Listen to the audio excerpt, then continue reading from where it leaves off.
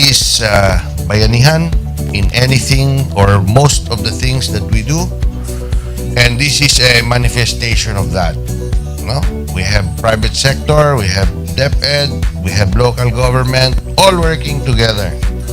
And I hope the parents of some of these children, especially the parents that did not graduate from school or hindi nakapag-aral nung sila ay bata, sana naman gamitin na nila itong opportunity na mag-schooling na rin sila kasama ng mga anak nila para mag-bonding pati ang mga magulang sa mga bata.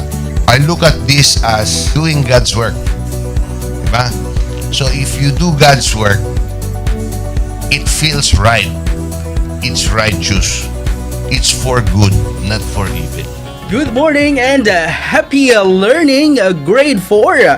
Welcome to Aral TarlakHenyo here on RTV Tarlac, Channel 26. Simulcast over DZDZ 828, Radio Filipino Tarlac. I am Teacher Mercy Pacheco Bognot. This is Alistair Aidatu.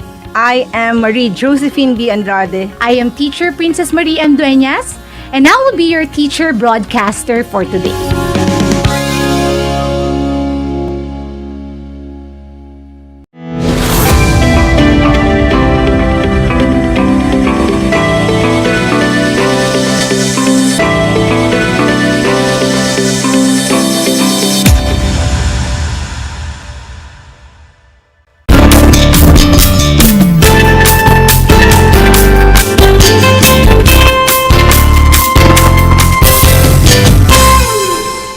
Sa ating Project Shine, Aral TarlakHenyo ng SDO Tarlac Province na kasalukuyang napapanood dito sa RTV Tarlac Channel 26 at Converge Air Cable 100 at sa bayang napapakinggan sa 828 AM DZTC Radio Filipino Tarlac.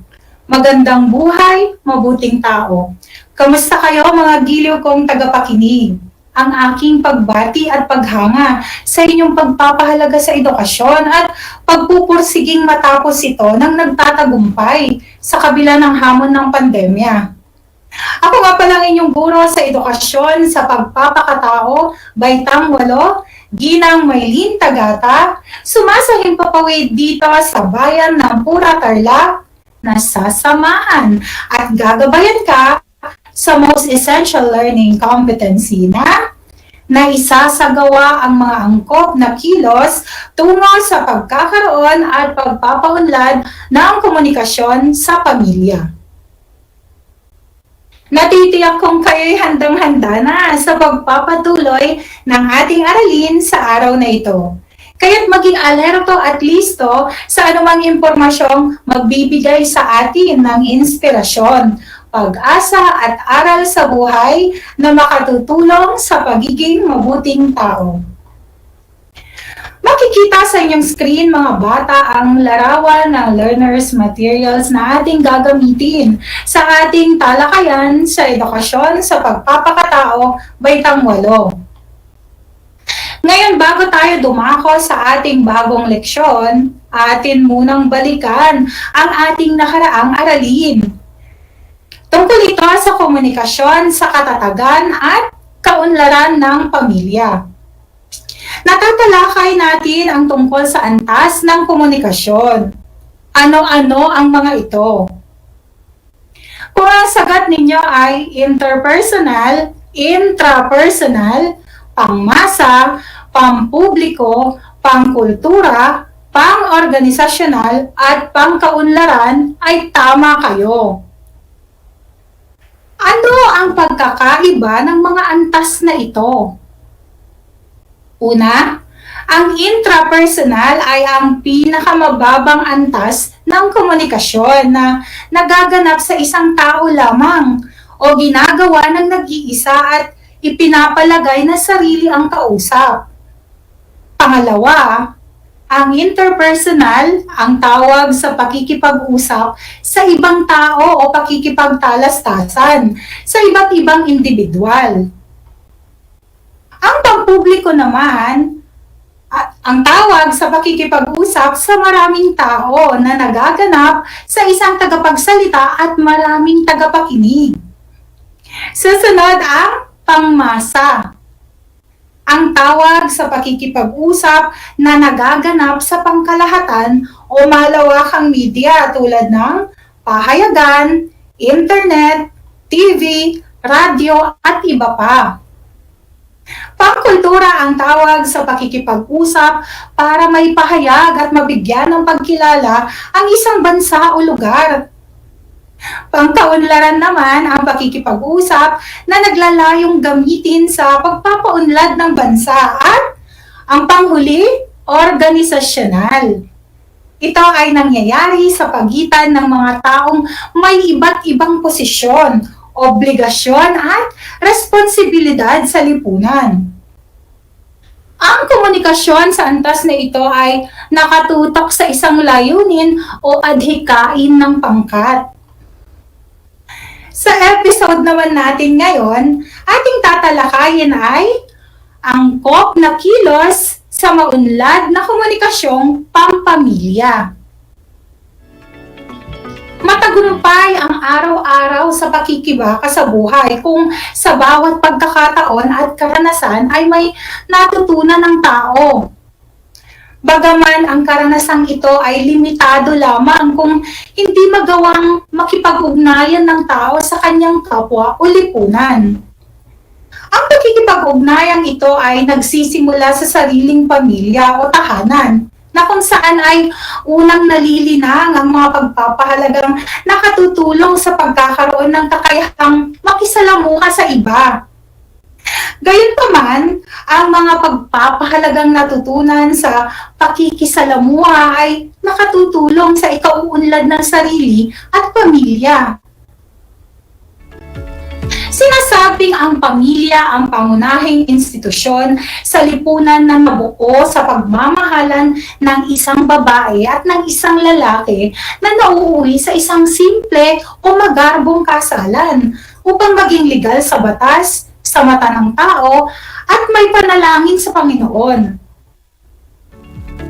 Matapos maisilang ang isang sanggol, ang pamilya ang tanging sandigan hanggang sa paglaki nito.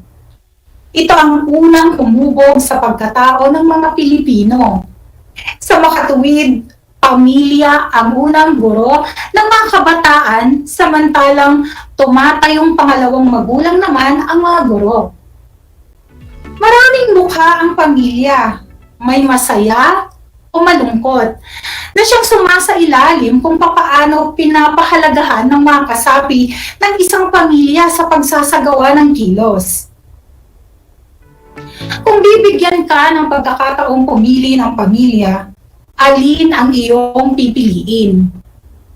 Hindi ba't ninanais ng lahat ang mapabilang sa masayang pamilya? Ngunit sa realidad, bawat pamilya ay may kahinaan na kinakailangang punan at payabungin sa pamamagitan ng pagsasabuhay ng angkop na kilos. Ang sumusunod ay ilan lamang sa mga angkop na kilos na kailangang taglayin upang mapaunlad ang komunikasyong pampamilya. Una, pagiging matapat sa salita at sa gawa. Uulitin ko, pagiging matapat sa salita at sa gawa.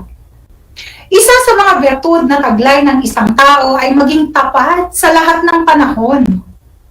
Kung maiiwasan ang pagsisinungaling, pandaraya at pagsisiwalat ng maling akusasyon sa kapwa, mas magkakaroon ng pagtitiwala ang mga kasapi ng pamilya. Sa madaling salita, ang taong hindi nagsisinungaling ay mas umaani ng tiwala sapagkat hindi makakaduda-duda ang kilos o gawin. Ikalawa, paninindigan sa paniniwala. Natatangi sa isang pamilya na may paninindigan sa binitawang pahayag sapagkat nasusukat nito ang integridad ng tao. Ibig sabihin, masasalamin sa pananalita at kilos ang prinsipyo bilang tao. Batid nito kung kailan magbibigay ng kanyang pagsang-ayon o pagtutol sa isang kilos, pangyayari o sitwasyon. Ang ikatlo, pagbibigay ng pantay na pagtingin o hatol. Napansin mo ba na kung ang miyembro ng pamilya ay nagpamalas ng pantay na pagtingin at walang kinikilingang panig ay mas kampante ang buong pamilya na tama ang paghatol? Nangangahulugan lamang ito na natamo ang tiwala sa ipinakitang kilos. Ang ikaapat, pagpapakita ng respeto. Ang pagsasaalang-alang ng pagbibigay halaga sa ideya ay isang paraan ng pagpapakita ng respeto sa pamilya. May iwasan din ang pagtatalo sa pagitan ng dalawang magkaibang panig. Higit sa lahat, mas mapapadali ang usapan kung ang bawat panig ay marunong makinig at bukas sa pagtanggap ng ideya. Ikalima, pag-ako ng responsibilidad. Kahanga-hanga ang taong may paninindigan sa kanyang gawi. Ibig sabihin, positibo o negatibo man ang resulta ng kanyang kilos, ay may pananagutan siya rito. Ito ay madadala ng katiwasayan o magdadala ng katiwasayan sa isang pamilya sapagkat maiiwasan ang sisihan kung sino ang talagang may sala sa isang problema. Ang ika-6, pagpapakita ng malikhaing isip. Nag-iisip ang isang tao ng ibang kaparaanan sa paglalahad ng ideya at nararamdaman. Halimbawa, ang pagbibigay ng bulaklak bilang paraan ng paghingi ng tawad sa nakagalitan. Kailangang gamitin ng tao ang kanyang talino at malikhaing pag-iisip o isipan sa pagtuklas ng mabuting paraan ng pagpapahayag ng kanyang sasabihin. Maghintay ng tamang panahon at ng wastong lugar at itaon din na nasa magandang pakiramdam ang sarili at ang kakausapin. Kung may dinaramdam naman ay maghunos dili at ilagay muna sa kondisyon ang sarili, gayon din ang kahaharapin. Ikapito, pag-aalala at pagmamalasakit.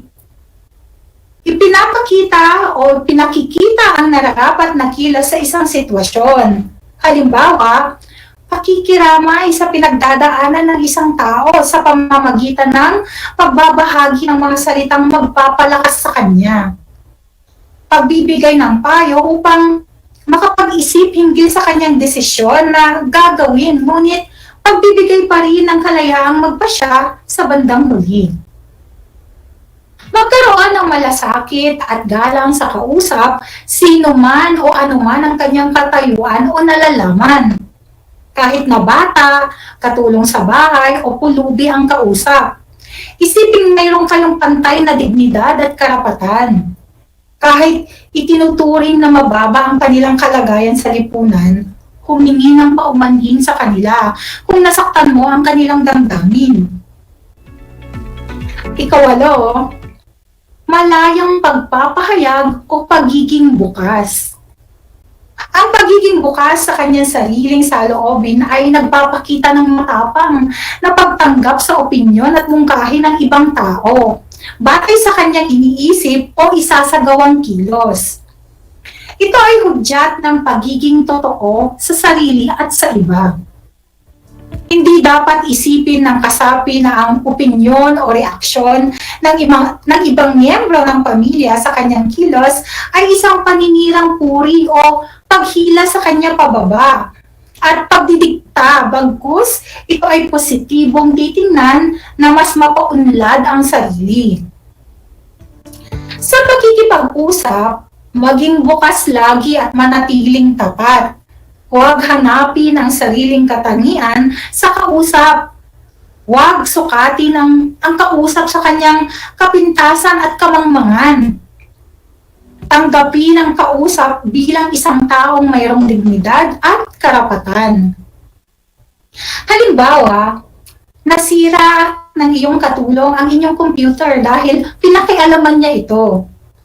Huwag magbitiw ng masasakit na salita. Bigyan siya ng pagkakataong magpaliwanag at kung mayroon siyang pinsalang nagawa, pag-usapan kung ano ang dapat gawin. Ika-siyam, pagiging masaya sa kaligayahan ng iba. Kung ang kilos o ang kilos na ito ay magbibigay ng katiwasayan sa pamilya sa pamagitan ng pagpapakita ng wagas na kaligayahan sa natamong tagumpay. May iwasan ng pagiging maiinggitin at pagiging kontrabida sa natamong tagumpay ng iba. Ngayon ay dumako tayo sa ika-10. Atin-atin o personal. Mabuti sa magkakasambahay ang pagkakaroon ng sama-samang usapan at pagpapalitan ng mga kuro-kuro o magkaroon ng masayang balitaan at pagbabahaginan ng karanasan na maaaring pag-usapan ng pamilya at kaibigan. Subalit, mayroong mga suliranin sa pamilya lamang dapat pag-usapan. Kung ang suliranin ay para sa mag-asawa lamang at ang pagsasabi nito sa mga anak ay makakapagdulot o magdudulot lamang ng kalituhan, kailangang lutasin ito ng palihim sa mga kasambahay. Ang atin-ating usapan ay hindi pagsasangkot o paninisi sa ibang tao. At ang panghuli, lugod o ligaya. Ang kaligayahan o lugod ng isang tao sa pakikipag-usap ay nakaakit sa pagtitiwala ng kaharap. Ang masayang tao ay nakagaganyak sa kapwa na makipagpalagayang loob, magtiwala at maging bukas sa pakikitungo. Kailangang maging masigla sa pakikipag-usap sa kapwa. Mas maganda kung ang mga kaalamang ito ay maisa sa kilos at maipapamalas upang makamit ang tunay o ganap na pagkakaunawaan at pagkakaisa na nagpapatibay sa ugnayan o relasyon sa pamilya at kapwa. Nauunawaan ba ang mga angkop na kilos na kailangan taglayin upang mapaunlad ang komunikasyong pampamilya? Kung gayon, maaari ba ninyong ibigay ang mga ito?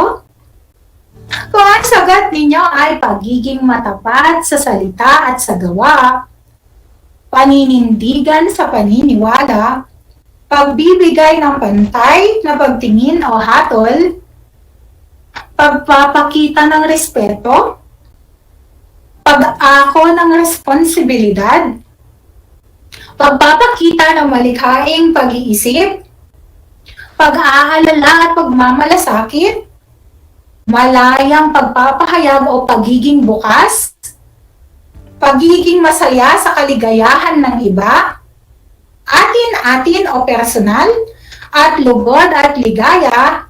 Kung lahat ng iyan ay inyong naging sagot, magaling! Paano maisasabuhay ang angkop na kilos na ito? Una, maisasabuhay ang pagiging matapat sa salita at sa gawa kung may iwasan ang pagsisinungaling, pandaraya at pagsisiwalat ng maling akusasyon sa kapwa. Mas magkakaroon ng pagtitiwala ang mga kasapi ng pamilya. Pangalawa, ang paninindigan sa paniniwala. Batid nito kung kailan magbibigay ng kanyang pagsang-ayon o pagtutol sa isang kilos, pangyayari o sitwasyon. Pangatlo, pagbibigay ng pantay na pagtingin o hatol. Ang miyembro ng pamilya ay nagpapamalas ng pantay na pagtingin o walang kinikilingang panig. Pang-apat, pagpapakita ng respeto. Ang pagsasaalang-alang ng pagbibigay halaga sa ideya ay isang paraan ng pagpapakita ng respeto sa pamilya. Panlima, pag-ako ng responsibilidad. Kahanga-hanga ang taong may paninindigan sa kanyang gawi. Pang-anim, pagpapakita ng malikhaing isip. Halimbawa ay ang paghingi ng tawad sa nakagalitan. Ikapito, pag-aalala at pagmamalasakit. Maisasabuhay naman ito sa pamamagitan ng pagbibigay ng payo. Ikawalo, malayang pagpapahayag o pagiging bukas. May papakita sa pamamagitan ng pagiging bukas sa kanyang sariling saloobin. Ikasyam, pagiging masaya sa kaligayahan ng iba. May papakita ito sa pag-iwas sa pagiging mainggitin. Ikasampo, atin-atin o personal. Ito naman ay hindi pagsasangkot o paninisi sa ibang tao. At ang panghuli, logod o ligaya. May papamalas sa pagiging masigla sa pakikipag-usap sa kapwa. Ngayon ay mahalagang tandaan mga anak ang mga sumusunod na konsepto mula sa ating aralin ngayong araw. Una, sa pamilya nalilinang ang mga pagpapahalagang nakatutulong sa pagkakaroon ng kakayahang makisalamuha sa kapwa. Pangalawa, magiging masaya ang ugnayan kung may bukas na komunikasyon na may papakita sa mga kilos tulad ng pagiging maalahanin, magalang, tapat, may respeto at pagmamahal. Pangatlo, dapat maisabuhay ang mga angkop na kilos tulad ng pagiging tapat sa salita at sa gawa, pagmamalasakit, pagiging malikhain at pagbibigay ng pantay na pagtingin sa kapwa upang magkaroon ng isang maayos at makabuluhang pakikipag-ugnayan. Isang talakayan na naman ang malapit ng matapos. Ako ay masayang-masaya sa ipinapakita ninyong aktibong pakikibahagi sa ating aralin ngayong araw. Higit sa lahat, ang inyong pagmamahal sa edukasyon. Ipagpatuloy ang kagandahang asal na ito mga anak. Hakbang ito tungo sa katuparan ng inyong mga pangarap sa hinaharap. At sa puntong ito, panahon na upang alamin kung kayo ay may natutunan mula sa ating aralin sa pamamagitan ng munting pagsusulit. Sa lahat ng nanonood sa FB Live, gamitin ang FB chat box para sa inyong mga kasagutan. Ihanda naman ang panulat at papel sa lahat ng nanonood sa telebisyon at nakikinig sa radyo. Mayroon tayong 5 katanungan.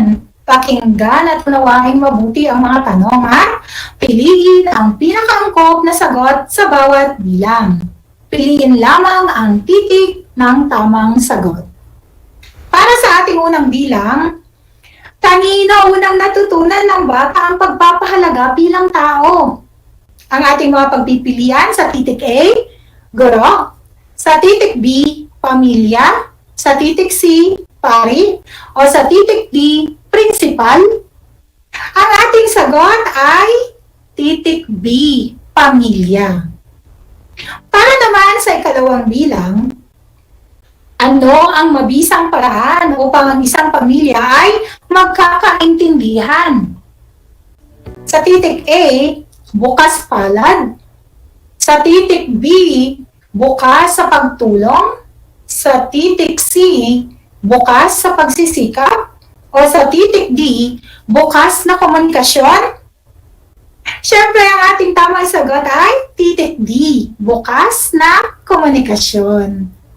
Ikatlo, ang kilos na ito ay magbibigay ng katiwasayan sa pamilya sa pamamagitan ng pagpapakita ng wagas na kaligayahan sa natamong tagumpay. Sa titik A, pagmamalasakit. Sa titik B, pagiging bukas. Sa titik C, pagiging masaya sa kaligayahan ng iba. O sa titik D, personal. Ang sagot ay titik C, pagiging masaya sa kaligayahan ng iba. Ikaapat, alin sa sumusunod ang nagsisilbing tagapag-ugnay ng bawat tao? Sa titik A, komunikasyon. Sa titik B, komunidad. Sa titik C, connection. O sa titik D, pagmamahal. Ang sagot ay titik A, komunikasyon. Sa ating ikalimang bilang, mabuting magulang? Paano mo maitataguyod ang pagkakaroon ng maayos na komunikasyon sa pamilya? Sa titik A, maging mapagmatsyag. Maging mapagmatsyag ka sa kilos ng bawat miyembro. Sa titik B, hikayating maging bukas ka sa saloobin anumang oras. Sa titik C, makinig ka lamang sa malapit na miyembro ng pamilya. O sa titik D, wala kang pakikinggan kapag may hidwaang nagaganap. Dito, ang tamang sagot ay titik B. Binabati ko kayong lahat mga anak sapagkat natitiyak kong nakuha ninyong lahat ang tamang sagot sa ating pagsusulit. Mula sa akin, tanggapin ninyo ang mga salitang magaling at mahusay, mabuting tao. Naghanda ako ng mga gawain at refleksyon sa inyong learning activity sheets. Inaasahan ko na ito ay inyong sasagutan ng buong sigasig sa abot ng inyong makakaya. Sakali man na kailanganin ninyo ang patnubay ng inyong kapamilya at guro, huwag kayong mag-atubiling sila ay tawagan upang kayo ay magabayan ng tama. Panalangin ko na anumang konsepto higit lalo ang mga aral sa buhay na inyong natutunan sa araw na ito ay inyong maisa sa buhay sa araw-araw. Muli, ako ang inyong guro sa edukasyon sa pagpapakatao baitang 8, Ginang Maylin Tagata, kasama ang manunulat ng script na si Ginang Blesilda ay Pangilinan na nagpapaalala na piliing maging mabuting tao sa lahat ng panahon at pagkakataon. Hanggang sa muli, paalam!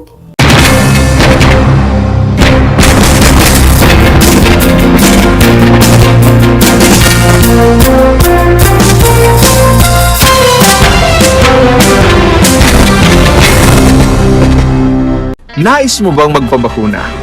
Alam mo bang may mga tinatawag na priority eligible groups? Sa bawat priority group, may mga sektor na nakahanay. Kung ikaw ay kabilang dito, wag nang magdalawang isip pa. Halina't magpabakuna na. Ngayong Hunyo, sisimula na ang pag-rollout ng mga bakuna sa A4 group.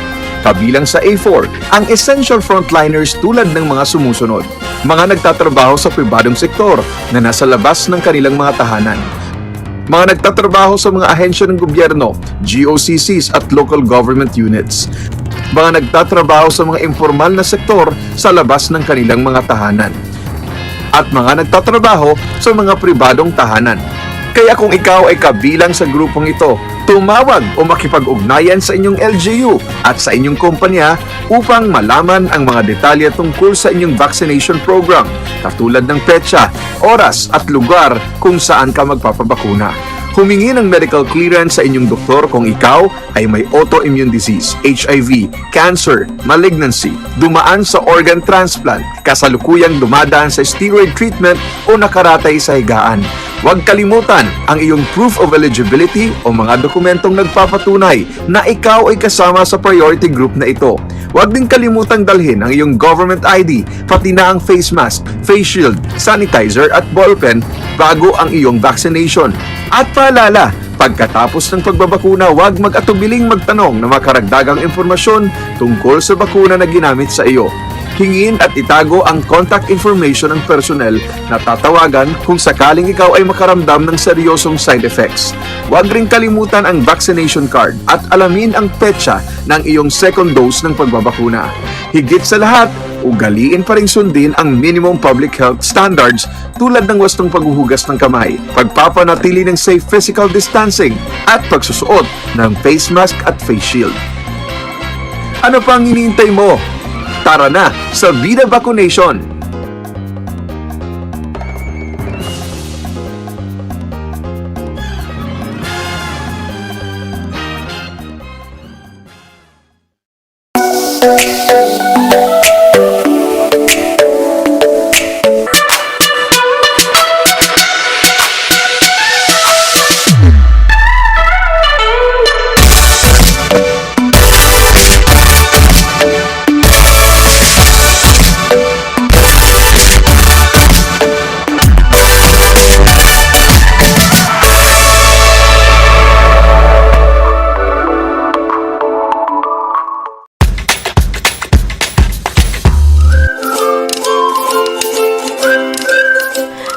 niyo ba na ang jeep ay ang pinakasikat na uri ng transportasyon sa Pilipinas? May nagsasabi na ang pangalang jeep ay hango sa salitang jeepy na ang ibig sabihin ay general purpose or government purpose na naglalarawan ng military jeep na ginamit noong World War II. Pagkatapos ng digmaan, iniwan na ng mga sundalong Amerikano ang libu-libong jeep sa kalsada ng Maynila. Ang matibay at makulay na jeepney nga raw ay truly mestizo dahil sa half local at half foreign na katangian nito. Alam nyo na, yan ang jeepney. Did you know that children learn more when they initiate an activity and are actively engaged in it? This is your science teacher broadcaster, Princess Diana L. Ronquillo for Aral TarlakHenyo. Let's learn science together on Aral TarlakHenyo. Catch us live every Monday to Friday from 8:30 a.m. to 5:30 p.m. Watch Aral TarlakHenyo on RTV Tarlac, Channel 26, simulcast over Radyo Pilipino, DZTC, 828 kHz, and streamed live on FB page and YouTube channel of RTV Tarlac, Channel 26.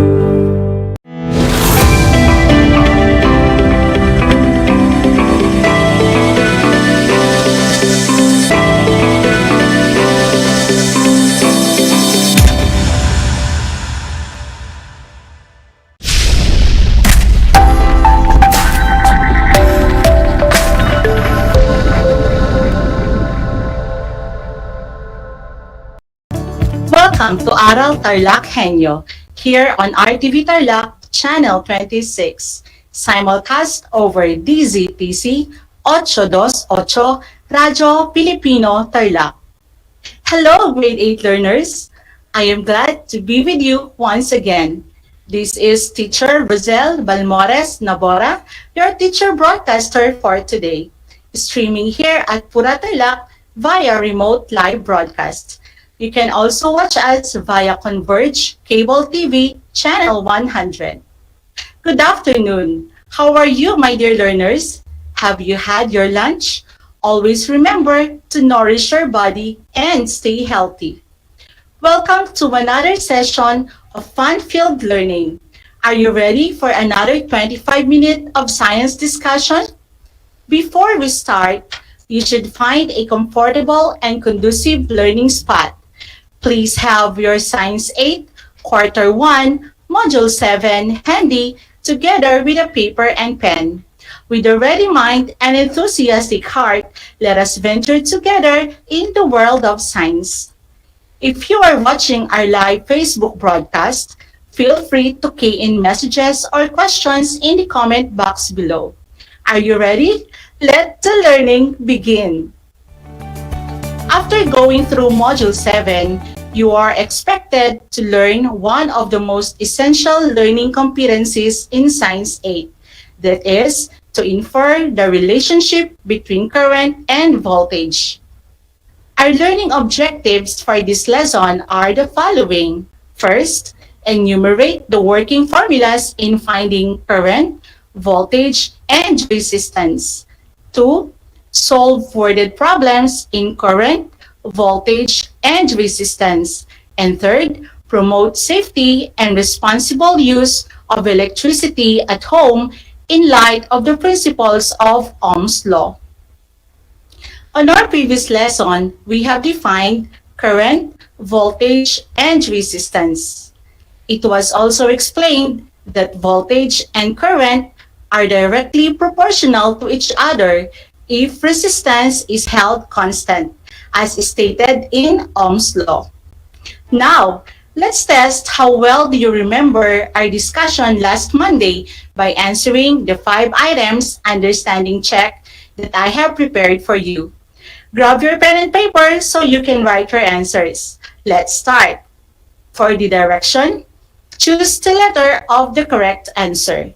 Number 1. It is a difference in electric potential energy in joule per coulomb. A. Circuit. B. Current. C. Resistance. Or D. Voltage. Write down your answer. Do not comment on our chat box yet. Let's move on to the next item. Number 2, what is the SI unit of voltage? A. Ampere, B. Ohm, C. Volt, or D. Watt? Have you chosen your answer, grade 8? Are you ready for number 3? Here we go. Number 3, it is the number of charges passing through a wire per unit time. A. Current, B. Power, C. Resistance, or D. Voltage. Moving on to the next question. Number 4, what is the SI unit of current? A. Ampere, B. Ohm, C. Volt, or D. Watt? Take note of your answer. And finally, for the last number, number 5, it is the opposition to the flow of electric charges as they travel through a conducting wire. Is it A. Circuit, B. Current, C. Resistance, or D. Voltage? Let us check your answers. For number 1, it is a difference in electric potential energy in joule per coulomb. If you answered letter A, circuit, you are correct. That was a good start, my dear learners. Let's go to number 2. What is the SI unit of voltage? The answer is letter C, volt. Did you get it? Very good. Now for number 3. It is the number of charges passing through a wire per unit time. What is your answer? Comment now. You got it right. The correct answer is letter A, current. Moving on to number 4. What is the SI unit of current? Correct. The answer is letter A, ampere. And finally, for number 5, it is the opposition to the flow of electric charges as they travel through a conducting wire. The answer is letter C, resistance. What is your score? Good job, grade 8 learners. I think you deserve a very good clap. Very good. Our lesson for today is a continuation of what we had last Monday, which is Ohm's Law. This time, we are going to study Ohm's Law further and solve worded problems on voltage, current, and resistance. In a simple circuit, voltage is directly proportional to current. Its proportionality constant is R, or resistance. The Ohm's Law formula for voltage is V equals IR, where voltage is expressed in volt, capital letter V, I, or current, is expressed in ampere, capital letter A, and R, resistance, expressed in ohm. Look at the symbols for ohm, dear learners. From the given Ohm's Law formula, we can derive the formulas in finding for current and resistance. Let's use the triangle method in deriving the formula. Let's divide the triangle into 3 parts, just like what is shown. In the triangle, voltage will be placed on the upper part, while below, current and resistance will be written side by side, separated by a vertical line. In solving for voltage or V, current I, and resistance R will be multiplied, since they are placed side by side on the lower part of the triangle, giving the formula for voltage as current multiplied by resistance. In symbols, V equals to IR. Looking at the triangle, what do you think will be the formula for current or I? Voltage V being on the upper part will be written first over the resistance R, which is written on the lower part of the triangle. Since V and R are separated by a horizontal line, the operation to be used is division. Thus, the formula current equals to the quotient of voltage and resistance. In symbols, I equals to V over R. What do you think is the formula for resistance? Let's find out. Let's refer to the triangle. Voltage V is written on the upper part. Below the horizontal line, you can see current I. Therefore, the formula for resistance is voltage divided by current. In symbols, R equals to V over I. Did you follow, my dear learners? You don't need to memorize the formula in Ohm's law. You just need to remember the proper placement of V, I, and R in the triangle. Isn't that cool, grade 8 learners? Before we try to solve worded problems on Ohm's law, let us first recall the steps in solving worded problems. Do you still remember how is it done? Sounds good. Let's recall. First, we have to find the given values. Second, take note on what is required or being asked in the problem. Third, after knowing the data, we should decide on the working formula to be used. And fourth, substitute the values and finally perform the needed operation. Are you ready to solve worded problems on Ohm's law, grade 8? Let's have the first example. Find the resistance in kilo ohm of a single motor horn if it has a voltage of 6 volts and current of 2 milliamperes. What is the first step? The first step is to write the given. So for the problem, we have voltage equals to 6 volts, current is 2 milliampere. The given current is in the unit milliampere, while the required unit is ampere. What should we do now, grade 8 learners? Yes, we need to convert milliampere to ampere. Remember, dear learners, 1 ampere equals to 1000 milliampere. Therefore, 2 milliampere multiplied by 1 ampere divided by 1000 milliampere will give us the answer 0.002 ampere. So our current now is 0.002 ampere. Now, let's find out what is required. So we are looking for resistance or R. From the Ohm's law formula, V equals to IR, let us find the formula in solving for resistance. Referring to the triangle, we have R equals to V over I. Substituting the values, we have 6 volts divided by 0.002 ampere. And the answer is 3,000 volts. Or ohms, I'm sorry. So 6 volts divided by 0.002 ampere will have 3,000 ohms. Take note of that, dear learners.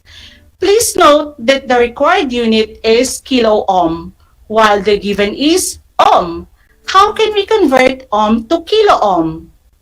We need to divide 1 kilo ohm to 1000 ohm. This will give 3 kilo ohm.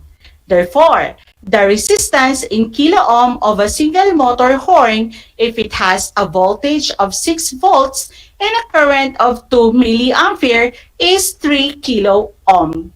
Did you get that, my dear learners? Good. So let's move on to the next number. For example, number 2. If a circuit has a resistance of 44 ohm and a current of 5 ampere, what is its voltage? First, let's write the given. Resistance R equals to 44 ohms, while current I equals to 5 ampere. So what is required? We have voltage. Now, for the solution, we will use the formula V equals to IR. Substituting the values, we have 44 ohms multiplied by 5 ampere, we have 220 volts for the answer. Do you understand the computation for example number 2? Great! So let's proceed to the third example. What will happen to the current if the resistance is tripled? State the relationship of current and resistance based on your answer. From the Ohm's law formula, V equals to IR, we can have the formula I equals to V over R.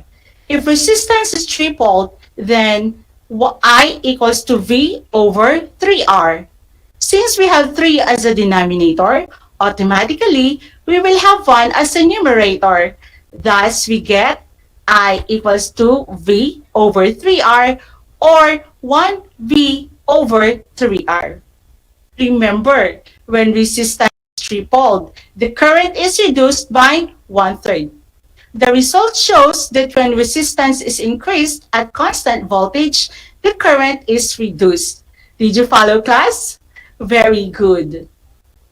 For those who just tuned in, you are listening to Aral TarlakHenyo here on RTV Tarlac, Channel 26, simulcast over DZTC 828 Radyo Pilipino Tarlac and via Radyo Pilipino Facebook Live. This is your science teacher broadcaster, Ma'am Rosel Balmores Nabora, for the topic Ohm's Law. Can you solve Ohm's Law problems on your own? Let's see. Do you know what is a subwoofer, class? It is a type of speaker that boosts the lowest frequencies in whatever audio you're listening to. Will you try to solve a problem about a subwoofer? Let's have drill number 1. A subwoofer needs a household voltage of 220 volts to push a current at 5.5 amperes through its coil. What is the resistance of the subwoofer? I will give you 20 seconds to solve. Ready? Begin.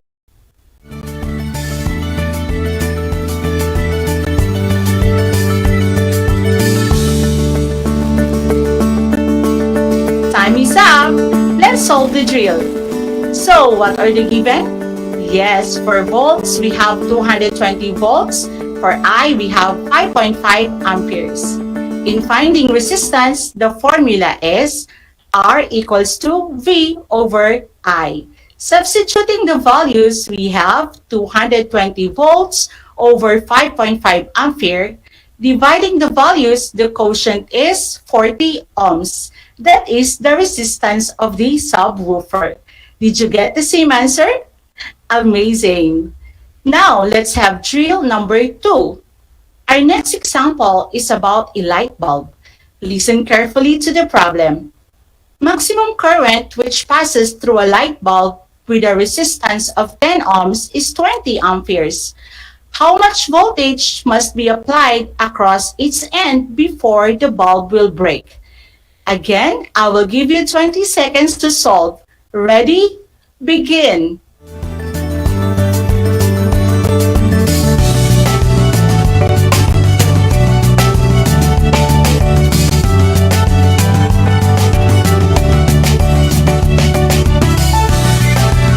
Solution to the drill. What are the given? We have resistance equals to 10 ohms, current equals to 20 amperes. And the formula to use is V equals to IR. Substituting the values, we have V equals to 20 amperes multiplied by 10 ohms. Multiplying the given values, the product is 500 volts. 500 volts is needed to be applied across the bulb's end before it will break. Very good, you got the correct answer. Here's another drill for you. What do you usually do when the day is hot? What appliance do you use to ease the heat? Yes, we resort to use electric fan to ease the heat. Let's try to solve a problem about an electric fan. For drill number 3, an electric fan has a resistance of 3.0 kilo ohm and a voltage of 220 volts. What is the current needed to operate the electric fan? I'll give you 20 seconds to solve. Timer starts now.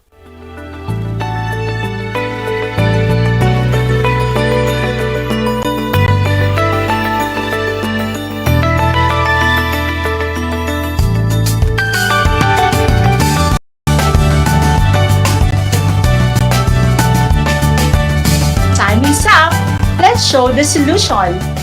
For the given, we have R equals to 3.0 kilo ohm. The required unit for resistance is ohm.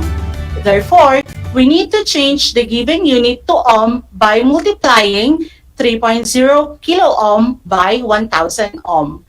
Then divide 1 kilo ohm. Now, we get 3000 ohm. For the volts, we have 220 volts and I is required. What is the formula to be used? We have I equals to V over R. Substituting the values, we have 220 volts divided by 3000 ohm equals to 0.73 ampere. That is the current needed to operate the electric fan. How many correct answers did you get, dear learners? You deserve a very good clap for coming up with the correct solutions on our drill. Very good. At this time, let us answer 4 questions that will show how well you understood our lesson on the concept of Ohm's law. For those watching our FB Live, you can type in your answers, while those who are listening to DZTC 828 Radio Filipino Tarlac and watching via Channel 100, please write your answers on a separate sheet of paper. Let's begin. Number 1, state the relationship of current, voltage, and resistance. Again, state the relationship of current, voltage, and resistance. Wow, you got it right, dear learners. The relationship among current, voltage, and resistance is stated in Ohm's law. Current is directly proportional to voltage when resistance is held constant. However, at a constant voltage, current decreases when resistance is increased. The relationship among current, voltage, and resistance, as we have studied, is stated in Ohm's law. Current is directly proportional to voltage when resistance is held constant. However, at a constant voltage, current decreases when resistance is increased. For number 2, what is the product of resistance and current in Ohm's law? Again, what is the product of resistance and current in Ohm's law? If you answered voltage, you are correct. Very good, dear learners. For number 3, in Ohm's law, what is the electrical quantity if the voltage is divided by its current? Again, in Ohm's law, what is the electrical quantity if the voltage is divided by its current? Very good. Resistance is the correct answer. For number 4, in Ohm's law, what is the electrical quantity if the voltage is divided by its resistance? Again, in Ohm's law, what is the electrical quantity if the voltage is divided by its resistance? Great! The answer is current. Amazing, grade 8 learners. Accept my congratulations clap for you. Congratulations! It's time for your homework. Your task is to create a poster on how you can promote safety and responsible use of electricity at home in the light on the principles of Ohm's law. I will repeat. Your task is to create a poster on how you can promote safety and responsible use of electricity at home in the light of the principles of Ohm's law. Submit your output to your subject teacher, or you can also post your work on your Facebook account if you wish, so as to create awareness to your Facebook friends. Time flies so fast. Our session for today is about to end. Thank you, grade 8 learners, for staying with me till the end of our lesson for today. I hope you had a great time learning with me. If you have clarifications or questions about our topic for today, feel free to contact me at my cell phone number 0968-464-6285. Again, my number is 0968-464-6285. Don't forget to like our Facebook page, RTV Tarlac Channel 26, and on Converge Cable Channel 100. Before I end, I want to leave a quotation by Elsie Lincoln Benedict. Willpower is a human electricity. You have enough of this electricity generated in you to achieve the greatest things in life. If you will keep the current on. Keep that in mind, my dear learners. Once again, I am Teacher Rosel Balmores Nabora, your anchor teacher in Science 8. Remember our hashtag, Aral TarlakHenyo, Angat Tarlac, Shine Tarlac, Lead Tarlac. Till next time, grade 8 learners.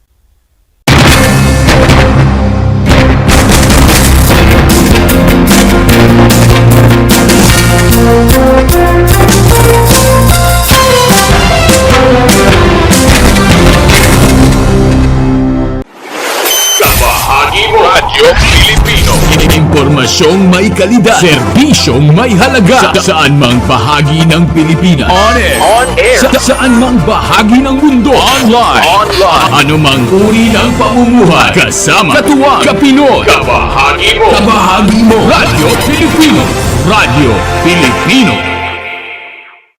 This is my story. Ano ang kwento ng buhay mo? Malungkot? Masaya? May kababalaghan? O puno ng aksyon? Ang bawat kwento ng kapwa nating Pilipino ay mahalaga. This is my story. Sama-sama nating ibahagi ito upang magbigay aral at inspirasyon sa ating lahat. This is my story. This is my story. Hosted by Mitch Desunia. Tuwing Sabado, alas 3 hanggang alas 4 ng hapon. Mapapakinggan dito sa Radyo Pilipino at mapapanood sa RTV Tarlac Channel 26. This is my story. Gutom ka ba sa impormasyon? May namiss ka bang subject at leksyon? Gusto mo bang alalahanin ang nakaraan o dagdagan ang iyong kaalaman?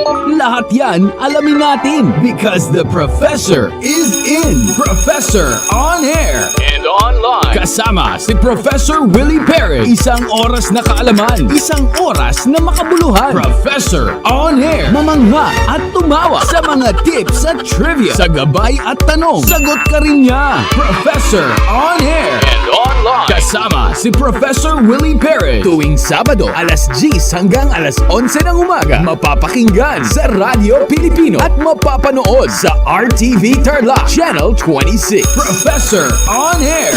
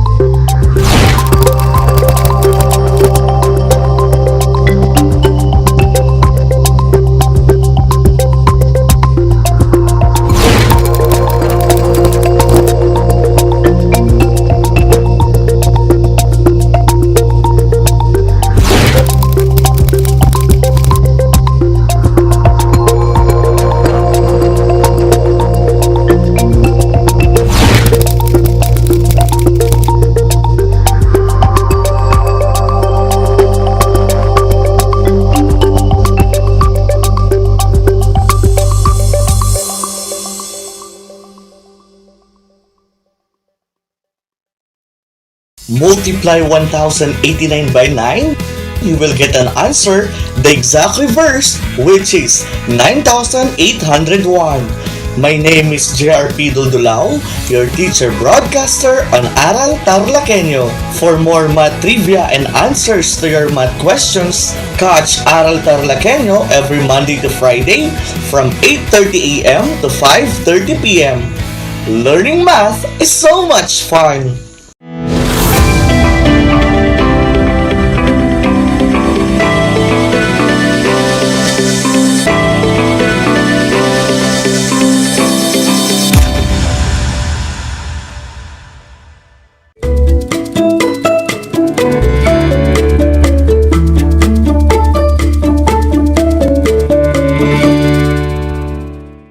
Welcome to Aral TarlakHenyo, here on RTV Tarlac, Channel 26, simulcast over DZTC, Radio Filipino Tarlac. And we are also live on Channel 100 of Converge Cable TV. I am Teacher Eliza May S. Cunanan, your teacher broadcaster for Grade 8 Mathematics, streaming live from Concepcion, Tarlac. Before we start today's lesson, kindly prepare your learner's material, learner's activity sheet, your pen, and paper to write your answers as we progress with our discussion. I will be guiding you on this week's lesson about graphing a linear equation and describing the graph of a linear equation. In this learning episode, you are expected to graph a linear equation given the slope and the point on the line, and given the slope and its intercepts, and describe the graph of a linear equation in terms of its slope and intercepts. The graph of a linear equation given any 2 points, and given the x and y intercepts, were already discussed by Ma'am Nancy Pineda last Monday. So before we proceed with our topic, let us have a short review about the previous lesson with Ma'am Nancy. Please be reminded that you may comment or ask questions at the comment section of our Facebook live stream. You may type your name, section, school, and your answer. Let us begin. Let us start with graphing a linear equation using 2 points. Remember that in graphing a linear equation using 2 points, just simply plot the given points on the Cartesian plane, then connect the 2 points.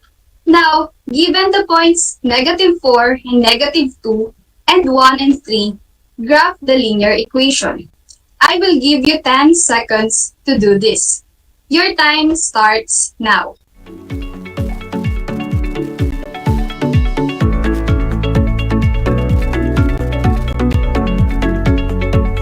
If your graph is increasing and pointed to the right, then you are correct.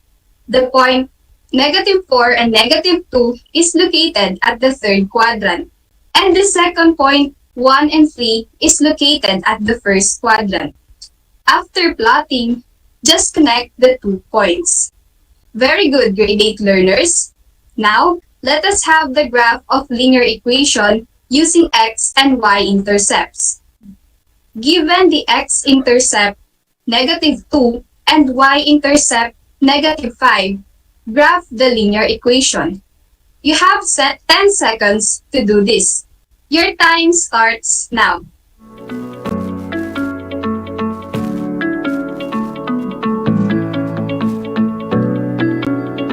That's great! The graph of a linear equation having the x-intercept -2 and y-intercept -5 is decreasing and pointed to the left. Good job, grade 8 learners! With the excellent performance you did, I guess you are now ready to discover the next lesson. Let us start with the graph of a linear equation given the slope and the point on the line. Graphing a linear equation can also be done using the slope and 1 point. The following are the steps in doing so. First, plot the given point. Second, use the slope formula rise over run to identify the rise and the run. Take note that if the slope is positive, the graph moves upward. On the other hand, if the slope is negative, the graph moves downward. Next, starting at the given point, count out the rise and the run to mark the second point. Lastly, draw a line passing the 2 points.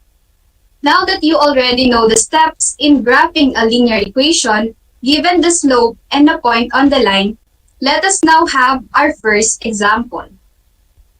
Example number 1. Graph the line whose slope is 2 and contains the point 1 and 3. The first thing that we need to do is to plot the given point. The point 1 and 3 is located at quadrant 1. Next, use the slope formula rise over run to identify the rise and the run. The slope of the line is 2, which is equal to 2 over 1. So, rise is equal to 2 and run is equal to 1. Take note that the slope is positive. So, the graph will move upwards to the right. Now, starting at the given point 1 and 3, count out the rise, which is 2 units up, and the run, which is 1 unit to the right, to mark the second point. And finally, draw a line passing the 2 points. And this is the graph of the line whose slope is 2 and contains the point 1 and 3. Did you get it, grade 8 learners? Very good. Let us have our next example. Example number 2. Graph the line whose slope is negative 3/4 and contains the point negative 1 and 2. Plot first the given point. In what quadrant the point negative 1 and 2 is located? That's right. It is located at quadrant 2. Next, to determine the rise and the run, use the slope formula rise over run. The slope of the line is negative 3/4. What will be the rise and the run? Correct. The rise is equal to negative 3 and the run is equal to 4. Since the slope is negative, the graph will move downwards to the right. Now, to mark the second point, starting at the given point negative 1 and 2, count out the rise, which is 3 units down, and the run, which is 4 units to the right. Lastly, draw a line passing the 2 points. And this is the graph of the line whose slope is negative 3/4 and contains the point negative 1 and 2. Let us move on with example number 3. Graph the line whose slope is 2/3 and contains the point negative 3, 0. The given point negative 3, 0 is located at the x-axis. After plotting the given point, identify the rise and the run. To do this, use the slope formula rise over run. The slope of the line is 2/3. Will you determine the rise and the run? Exactly. The rise is equal to 2 and the run is equal to 3. Since the slope is positive, the graph will move upwards to the right. Now, to mark the second point, starting at the given point negative 3, 0, count out the rise, which is 2 units up, and the run, which is 3 units to the right. Finally, draw a line passing the 2 points. And this is the graph of the line whose slope is 2/3 and contains the point negative 3, 0. And we have just finished our first topic, graphing linear equation given the slope and a point on the line. Now that you already know how to graph a linear equation given the slope and a point on the line, we can now proceed with our next topic. Let us know about graphing linear equation using the slope and its intercepts. In graphing linear equation using the slope and intercept of the equation, you simply identify the slope and the y-intercept given an equation. If the equation is in general form ax plus by equals c, the slope is given by negative a over b, and the y-intercept is given by c over b. If the equation is in the slope-intercept form, y equals mx plus b, m is the slope, and b is the y-intercept. Let us have the steps in graphing linear equation using the slope and its intercept. The first step is to identify the slope and y-intercept. Next, plot the y-intercept on the Cartesian plane. Third, using the slope from the point on the y-intercept, count out the rise and the run to mark the second point. Note that the slope is the ratio of change in y and change in x, or it is equal to the horizontal change over the vertical change, or rise over run.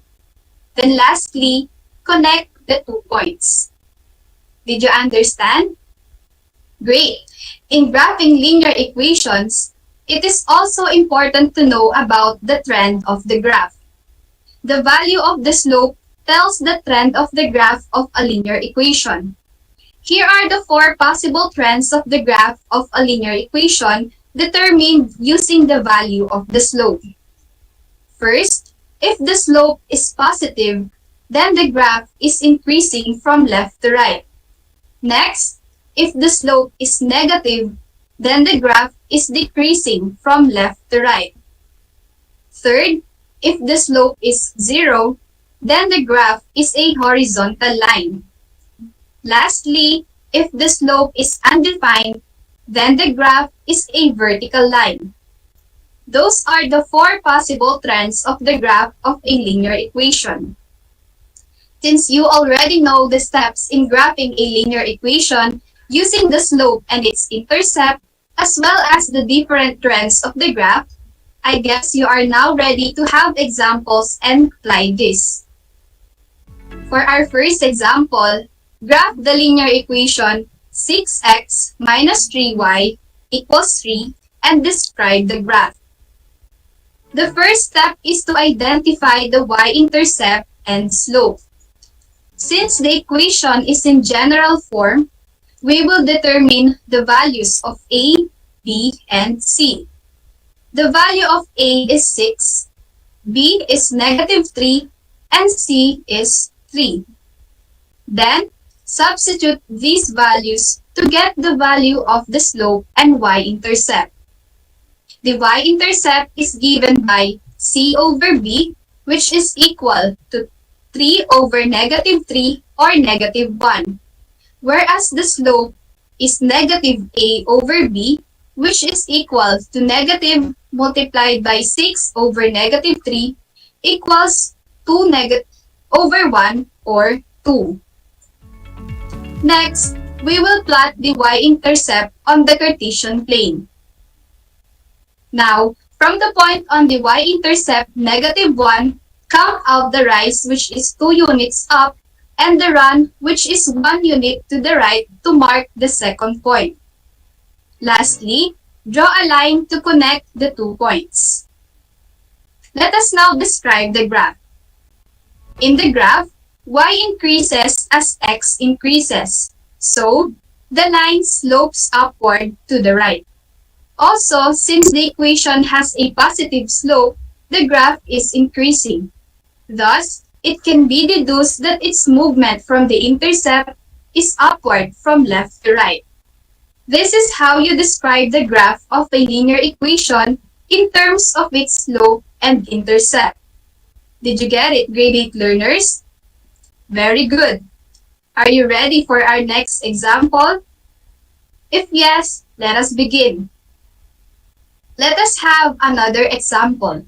Graph the linear equation y equals negative 3 over 2x plus 2 and describe the graph. Since the equation is in the slope-intercept form, we can easily determine the slope and y-intercept. The y-intercept is 2, and the slope is negative 3 over 2. Now, plot the y-intercept. After plotting the y-intercept, the next step is to mark the second point. To do that, we need to determine first the value of the rise and the run. What is the value of the rise and the run? You are right. The rise is negative 3 and the run is 2. This means starting at the point on the y-intercept, count out 3 units down and 2 units on the right. So, there lies the second point. Moreover, draw a line that connects the 2 points. Now, how will you describe this graph?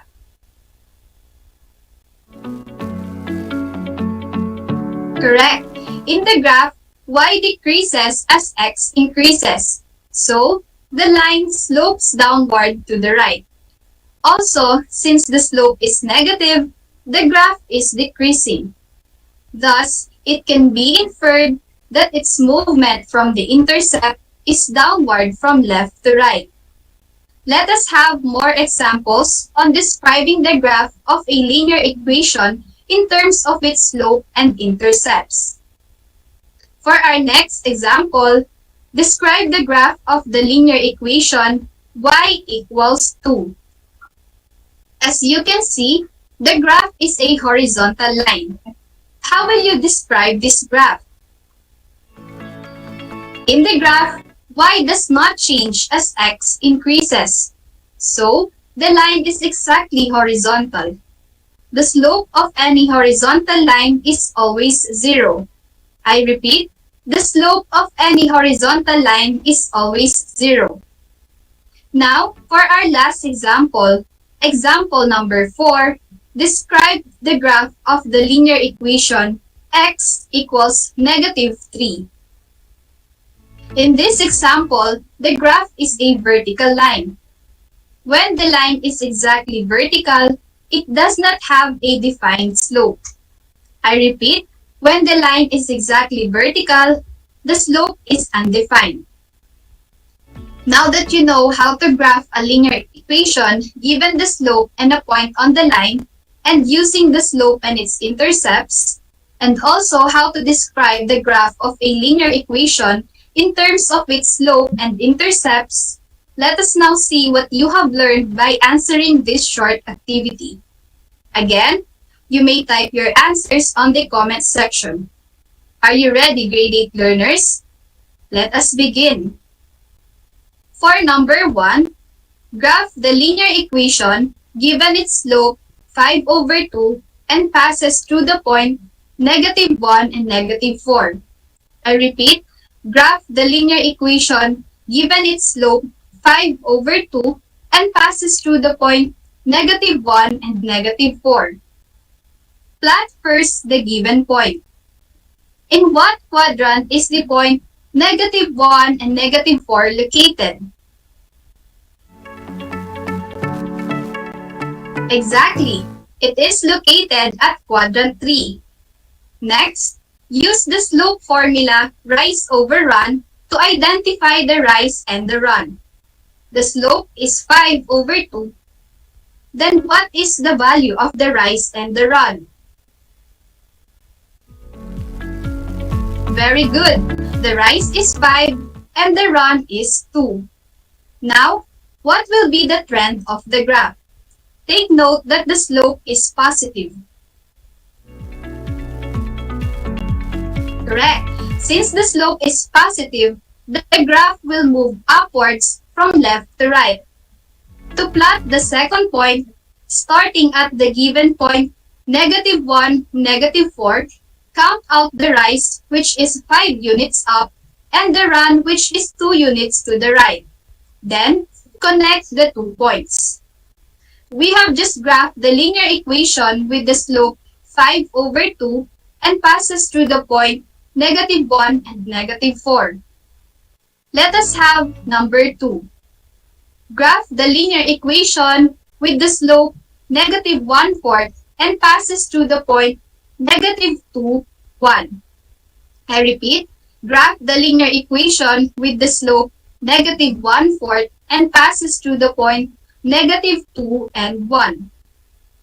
To plot the given point, identify at what quadrant the point negative 2 and 1 is located. You are right. It is located at quadrant 2. The slope of the equation is negative 1/4. Will you determine the rise and the run? Precisely. The rise is negative 1 and the run is 4. How about the trend of the graph? Will it move upwards to the right or downwards to the right? Correct. The graph will move downwards to the right since the slope is negative. To mark the second point, starting at the given point negative 2 and 1, count out the rise, which is 1 unit down, and the run, which is 4 units to the right. Lastly, draw a line that connects the 2 points. And we are done graphing the linear equation with the slope 5/2 and passes through the point negative 1 and negative 4. Way to go, grade 8 learners! For the next items, we will graph the given linear equations using their slope and y-intercept. Let's move on with example number 3. Graph the linear equation y equals negative 2x plus 2 using its slope and y-intercept and describe the graph. I repeat, graph the linear equation y equals negative 2x plus 2 using its slope and y-intercept and describe the graph. First, identify the y-intercept and the slope of the equation. What is the y-intercept and the slope? Exactly, the y-intercept is 2 and the slope is negative 2. We can now plot the y-intercept. After that, we will determine the value of the rise and the run. The given slope is negative 2. What is the rise and the run? You are right. The rise is negative 2 and the run is 1. Now, starting at the y-intercept, count out 2 units down and 1 unit to the right to mark the second point.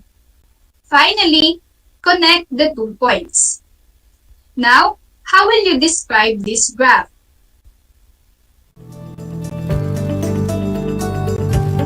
You are right. In the graph, y decreases as x increases. So, the line slopes downward to the right. Also, since the equation has a negative slope, the graph is decreasing. Thus, it can be inferred that its movement from the intercept is downward from left to right. You are doing a good job, grade 8 learners. And for our last item, graph the linear equation y equals 2/3 x minus 1 using its slope and y-intercept and describe the graph. You already know the first step. Identify the slope and the y-intercept. Correct. The slope is 2/3 and the y-intercept is negative 1.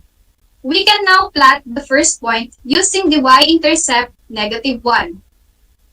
Now, given the slope 2/3, what is the rise and the run? Precisely. The rise is 2 and the run is 3. This means that from the point of the y-intercept negative 1, count out 2 units up and 3 units to the right. Then connect the 2 points. Lastly, how will you describe this graph?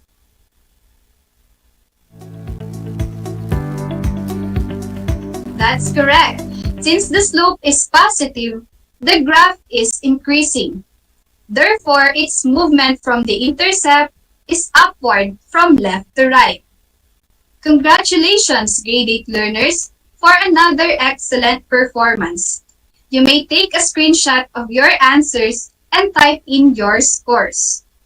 For your assignment, answer drill 3 on pages 20 and 21 and Drill 1 on page 22 of your instructional support in mathematics.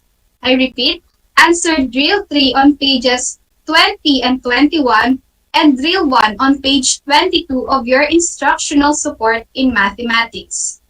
That is all for now. I hope you learned and enjoy our lesson for today. Don't forget to send your answers to your respective math teacher.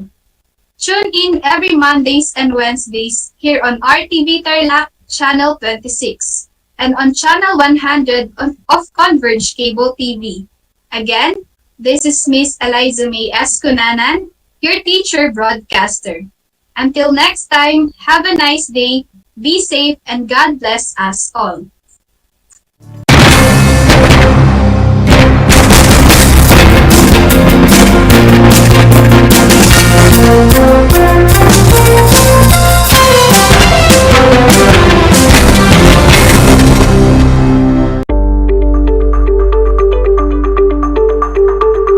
Sa pagnanais na mapigilan ng ating pamahalaan ang pagdami ng bilang ng mga kaso ng COVID-19, binuo ang One Hospital Command Center o OHCC upang mas mabilis na matugunan ang medikal na pangangailangan ng ating mga kababayan. Bukas ang OHCC 24 oras araw-araw. Tumawag lamang sa mga hotline nito sa 0919-977-3333 o 0915-777-7777 o 02-886-50500. Maaari ding i-download ang Pure Force Citizens app sa Android o iOS upang mabilis na matugunan ang sinumang nangangailangan. Layon din ng OHCC na maiwasang mapuno ang kapasidad ng bawat ospital. Kaya't kung ikaw ay kinakailangang tumawag sa OHCC, mabibigyan ka ng libreng preliminary consultation. Para sa mga nangangailangan ng emergency quick response, makikipag-ugnayan ang OHCC sa DOH Bed Tracker at sa mga ospital upang makahanap agad ng pinakamalapit na bakanteng ospital. Ang transportasyon o ambulansya naman ng ospital na inirefer ng OHCC sa pasyente ang siyang susundo sa bahay nito. Kaya't kapag ikaw ay nakakaranas ng anumang sintomas ng COVID-19 o nangangailangan ng agarang tulong medikal, tumawag lamang sa OHCC at handa silang tumulong sa lahat ng oras.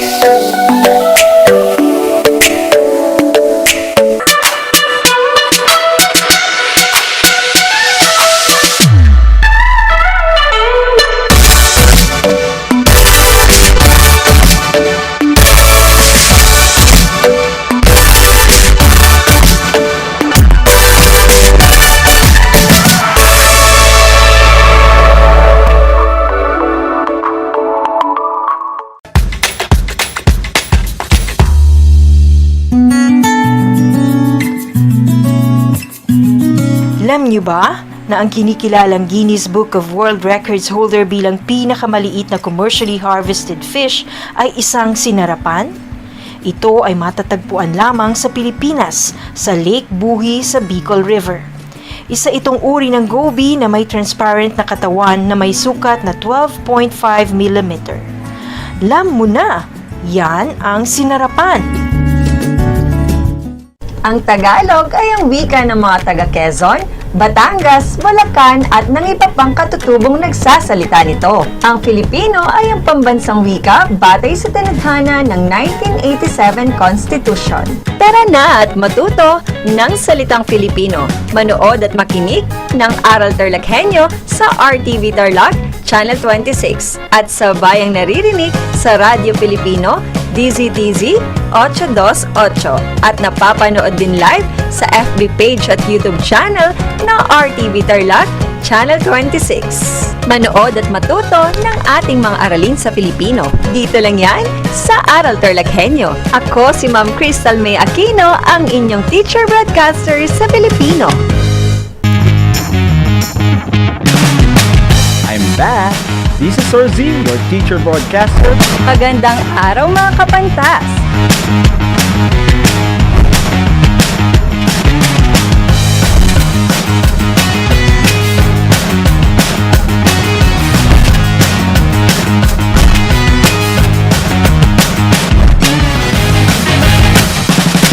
Welcome to Aral TarlakHenyo.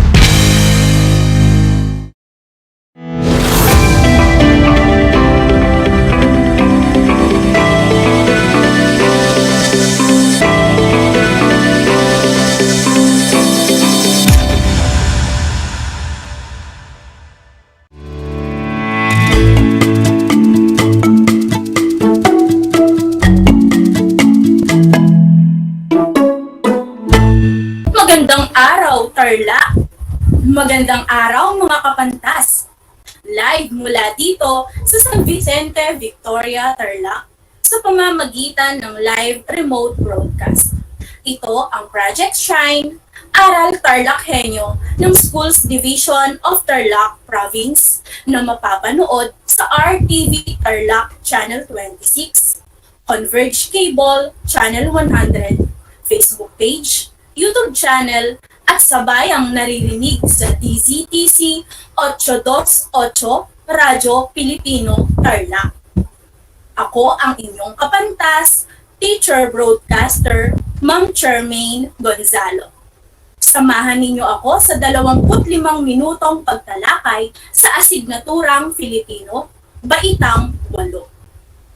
Ikinararangal kong makasama kayo ngayong hapon.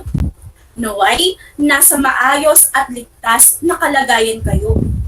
Muli tayong magsasama-sama sa ating aralin ngayong hapon at kahit sa gitna ng maraming pagsubok ay hindi tayo susuko sapagkat kahit may pandemya sa panahong ito, sabik tayo sa pagtuklas ng karunungan sapagkat ang karunungan ang maghahatid sa atin ng magandang kinabukasan. Kaya, tayo ay gumising at sumama sa ating gagawing talakayan ngayong hapon. Ihanda na ang inyong learning activity sheets, ang inyong kwaderno at panulat. Kung may katanungan, maaari ninyong i-type sa chat box ng ating Facebook page ng RTV Tarlac Channel 26 o isend sa aking cellphone number na 0927-526-1908 at aking sisikaping tugunan ang inyong mga tanong bago matapos ang ating aralin. At kung sakaling hindi masagot, huwag mag-alala dahil sasagutin ko naman ito offline. O mga kapantas, siguraduhin lamang nasa komportableng pwesto kayo at maayos na naririnig ang ating broadcast para pakinabangan natin ito. Sa mga nakikinig ng radyo sa DZTC 828 Radyo Pilipino Tarlac, ilagay sa tamang lakas ang inyong radyo upang mas maging malinaw at maliwanag ang inyong maririnig. Noong nakaraan ay tinalakay natin kasama si Ma'am Patricia ang isang pag-uulat na ang 7 simpleng hakbang upang maprotektahan ang sarili at ang iba laban sa COVID-19. Ngayon ay ating balikan ang mga simpleng hakbang na ito upang matiyak kung talagang natatandaan pa ninyo ang tinalakay na aralin.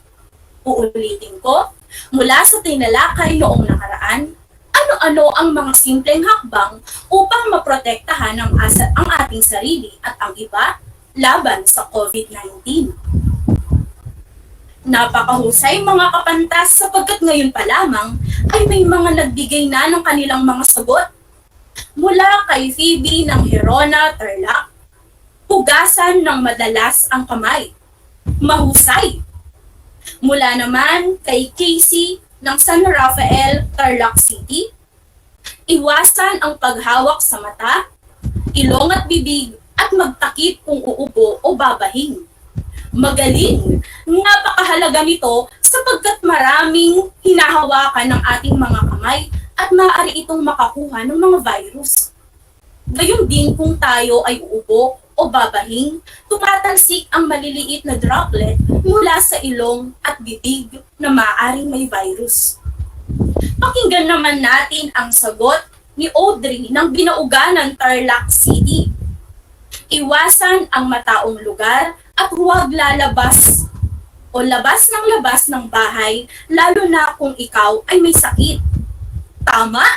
Sa pamamagitan ng pag-iwas natin sa matataong lugar ay may iwasan natin ang pagkakasakit at pagkalat ng virus. Napakahusay mga kapantas! Ilan pa riyan ay kung ikaw ay may lagnat, ubo, at hirap sa paghinga, magpakonsulta agad.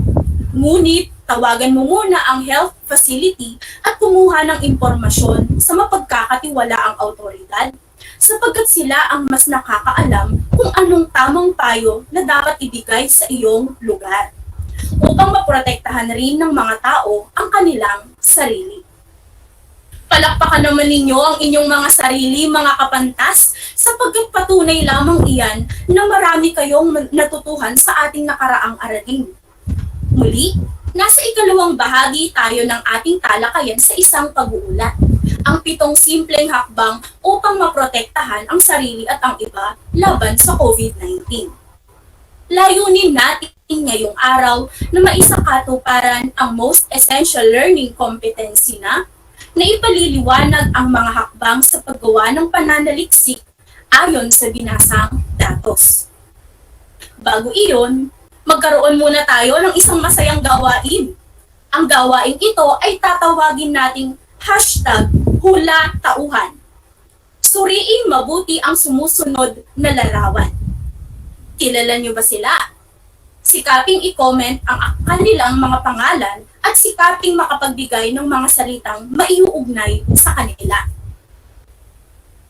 Napakahusay mga kapantas sapagkat ngayon pa lamang ay mayroon ng mga nagbigay ng kanilang kasagutan.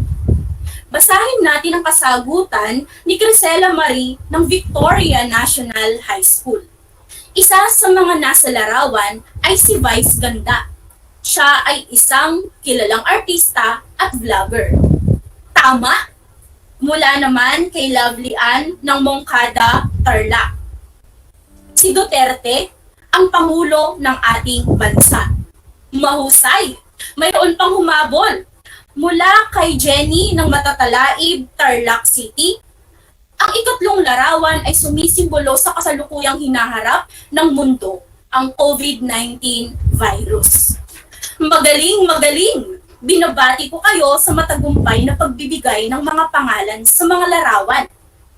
Ngayon naman, ay pumili kayong muli sa mga larawan na kailangang ma-flex ang inyong pagkakilala sa kanila. Uulitin ko, pumili kayong muli sa mga larawan na kailangang ma-flex ang inyong pagkakakilala sa kanila. Bibigyan ko kayo ng 20 segundo upang sumagot o mag-post ng comment sa ating Facebook page. Ang inyong 20 segundo ay magsisimula na ngayon.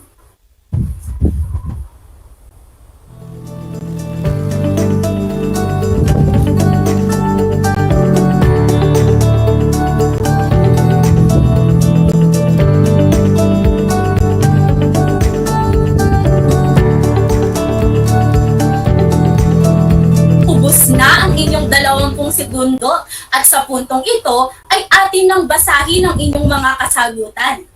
Mula kay Jenny ng Matatalaib, Tarlac City. #flex ko lang si Vice Ganda, isa sa mga kinikilalang artista at vlogger ng marami. Isa siya sa mga nagbibigay inspirasyon at kaligayahan sa mga netizen sa pamamagitan ng kanyang pag-vlog sa YouTube. Mahusay! Basahin naman natin ang kasagutan ni Zian ng San Miguel, Tarlac. Ang #flex ko lang si Duterte, ang kasalukuyang Pangulo ng ating bansa.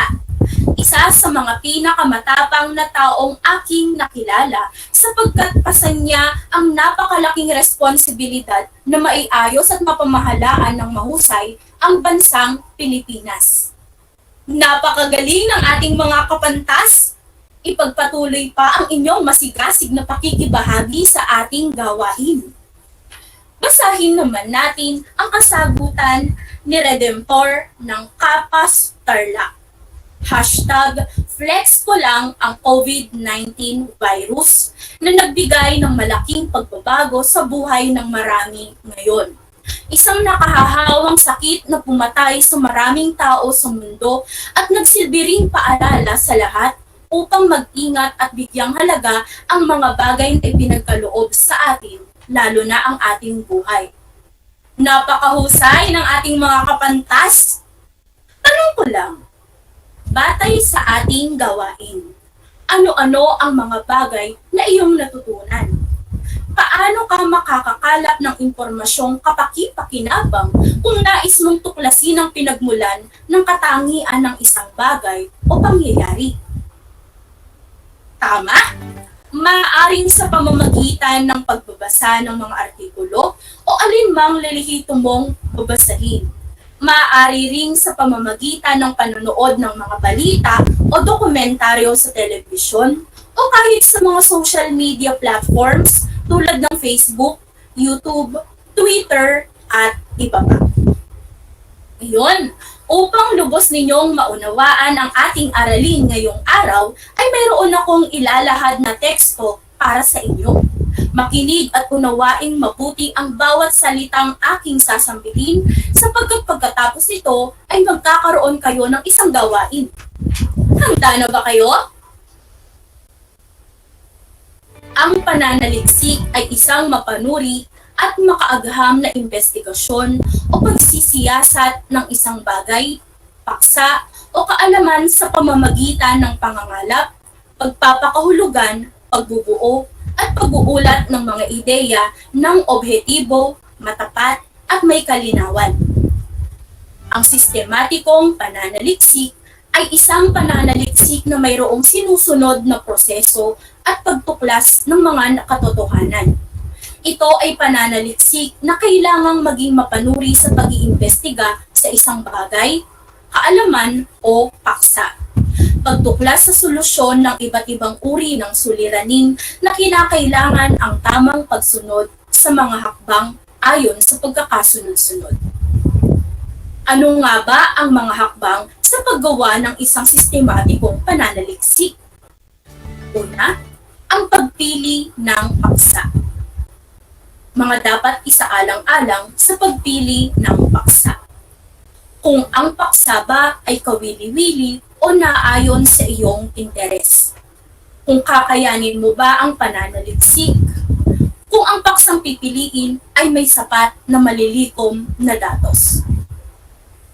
Ikalawang hakbang ay ang paglilimita ng paksa. Limitahan ang paksang pipiliin upang hindi ito masyadong magulo at matapos sa tamang panahon. Maaaring gawing batayan ang sakop ng panahon, sakop ng edad, sakop ng kasarian, sakop ng grupong kinabibilangan, sakop ng anyo o uri, at sakop ng perspektiba. Ikatlo, ang paghahanda ng pansamantalang bibliografiya. Ang bibliografiya ay talaan ng iba't ibang sanggunian katulad ng mga aklat, artikulo, report, periodiko, magazine, at iba pang nalathalang material maging sa internet. Siguraduhin ang talaan ay may kaugnayan sa tinatalakay. Ang mga dapat isaalang-alang sa paggawa ng pansamantalang bibliografiya. Una, ang pangalan ng autor, ang pamagat ng kanyang isinulat, ang impormasyon ukol sa pagkakalathala, mga naglimbag, lugar at taon ng pagkakalimbag, ang pamagat ng aklat, at ang huli, ilang mahalagang tala ukol sa nilalaman. Ika-apat na hakbang naman sa pananaliksik ang pagbuo ng pansamantalang balangkas. Ang pagbabalangkas ay isinasagawa upang maiaayos ang mga detalyeng nakalap mula sa inisyal na paghahanap ng mga datos. Makatutulong ito upang mabigyan ng gabay at direksyon ang pananaliksik sa simula pa lamang. Sa pagbuo ng balangkas, kailangang isulat ang pangunahing ideya o pinakabuod ng pananaliksik sa isinasagawa. Isunod na ilista ang mga pantulong na ideya. Sumunod na tiyakin kung paano ilalabas ng maayos ang mga ideya, kung ito ba ay kronolohikal o ayon sa lugar at saka isaayos ang format. Ikalimang hakbang, ang paghahanda ng iniwastong balangkas o final outline. Dito nasusuriing mabuti ang inihandang tentatibong balangkas upang matiyak kung may mga bagay pang kailangang baguhin o ayusin. Balansehin ang lagay ng bawat punto. Tansyahin ang bawat bahagi kung nasosobrahan o nakukulangan ng detalye. Ika-6, ang pagre-revisa. Basahin muli ang isinulat para makita kung may mga kamali ang kailangang maiwasto. Huwag magmadali sa pagsusulat upang maingat na maiwasto ang bawat pangungusap at walang makalampas na mali. Bigyang pansin ang pagbabaybay, kaangkupan ng pagkakagamit ng salita, ang gamit ng mga bantas, at ang estruktura ng mga pangungusap. Ika-7, ang pagsulat ng pinal na manuskrito. Manuskrito ang tawag sa pinal na sipi ng isang sistematikong pananaliksik. Ito ay dapat alinsunod sa pamantayan o standard na ibinigay sa guro. Bago ipasa ang pinal na gawa, tanda ang refleksyon ng sarili ang anumang ginagawa. Kaya't kailangang pagputihin ang pagsulat bilang pagpapabuti sa sarili.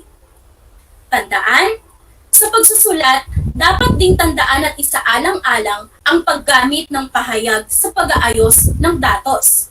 May mga panandang naguhudyat ng pag-uugnayan sa iba't ibang bahagi ng pagpapahayag. Ang ilan sa mga panandang magagamit sa pag-aayos ng mga datos ay ang una, sunod o sumunod, saka, bilang, pagtatapos, wakas, o sa dakong huli. Naunawaan ba ang tekstong inilahad? Upang malaman natin kung talagang kayo ay nakasunod, ay magkakaroon tayong muli ng isang gawain. #yakang-yaka mo, easy lang to. Ngayon, bilang inyong gawain para sa araw na ito, mula sa inilahad na teksto ay nangangailangang pagsunod-sunurin ang mga hakbang sa paggawa ng pananaliksik. Gumamit ng titik mula A hanggang H. Uulitin ko, pagsunod-sunurin ang mga hakbang sa paggawa ng pananaliksik. Gumamit ng titik mula A hanggang H. Bibigyan ko kayo ng 20 segundo upang ma-post ang inyong sagot. Handa na ba kayo?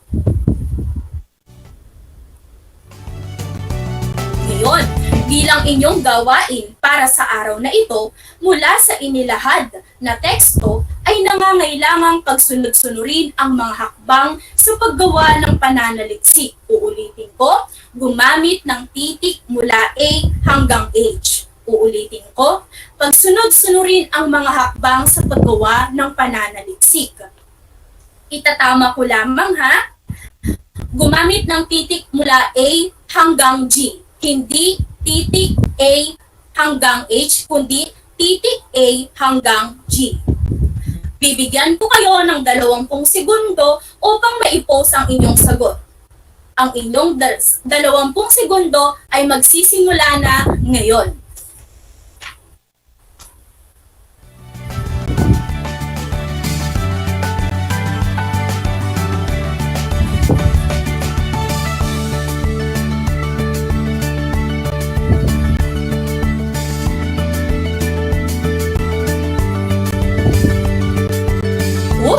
Ubus na ang inyong oras. Ngayon ay tingnan na natin kung tama ba ang inyong mga kasagutan, mga kapantas. Ang unang hakbang sa pananaliksik ay ang pagpili ng paksa. Kung A ang sagot ninyo, tumpa. Para naman sa letter B, paglilimita ng paksa. Para naman sa titik C, paghahanda ng pansamantalang bibliografiya. Sa titik D naman, paghahanda ng pansamantalang balangkas. Sa titik E, paghahanda ng iniwastong balangkas o final outline. Sa titik F, pagre-revisa. At ang pinakahuli, sa titik G, pagsulat ng pinal ng manuskrito. Nakuha ba ang mga tamang sagot? Mga kapantas, nararapat lamang na ibigay ang inyong mga gawain sa inyong mga guro sa Filipino at tiyak akong matutuwa sila sa inyo. Ngayon mga kapantas, mula sa inyong mga kasagutan sa ating gawain, ay isa-isahin at ipaliwanag ninyo ang mga hakbang sa paggawa ng sistematikong pananaliksik. Kailangan dito ang kaisahan ng bawat isa sa inyo na kung saan ipopost sa comment section ng sunod-sunod ang mga hakbang na nabanggit. Kaugnay nito ang pagpapaliwanag hinggil sa binanggit na hakbang. Handa na ba kayo? Muli ko kayong bibigyan ng 20 segundo upang makapaghandang mag-post o magpadala ng mensahe. Ang inyong 20 segundo ay magsisimula na ngayon.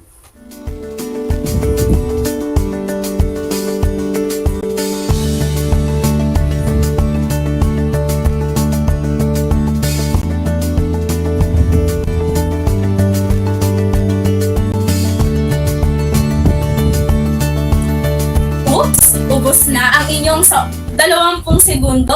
Ngayon, ibasahin na natin ang inyong mga kasagutan mula sa ating Facebook Live. Mula kay Zian ng Kapas Tarlac, ang unang hakbang ay ang pagpili ng paksa. Dapat isaalang-alang kung ang paksa ba ay kawili-wili o naaayon sa iyong interes at kung ikaw ba ay may sapat na malilikom na mga datos. Mahusay! Iyan ang unang hakbang na dapat isaalang-alang sa pagsasagawa ng sistematikong pananaliksik.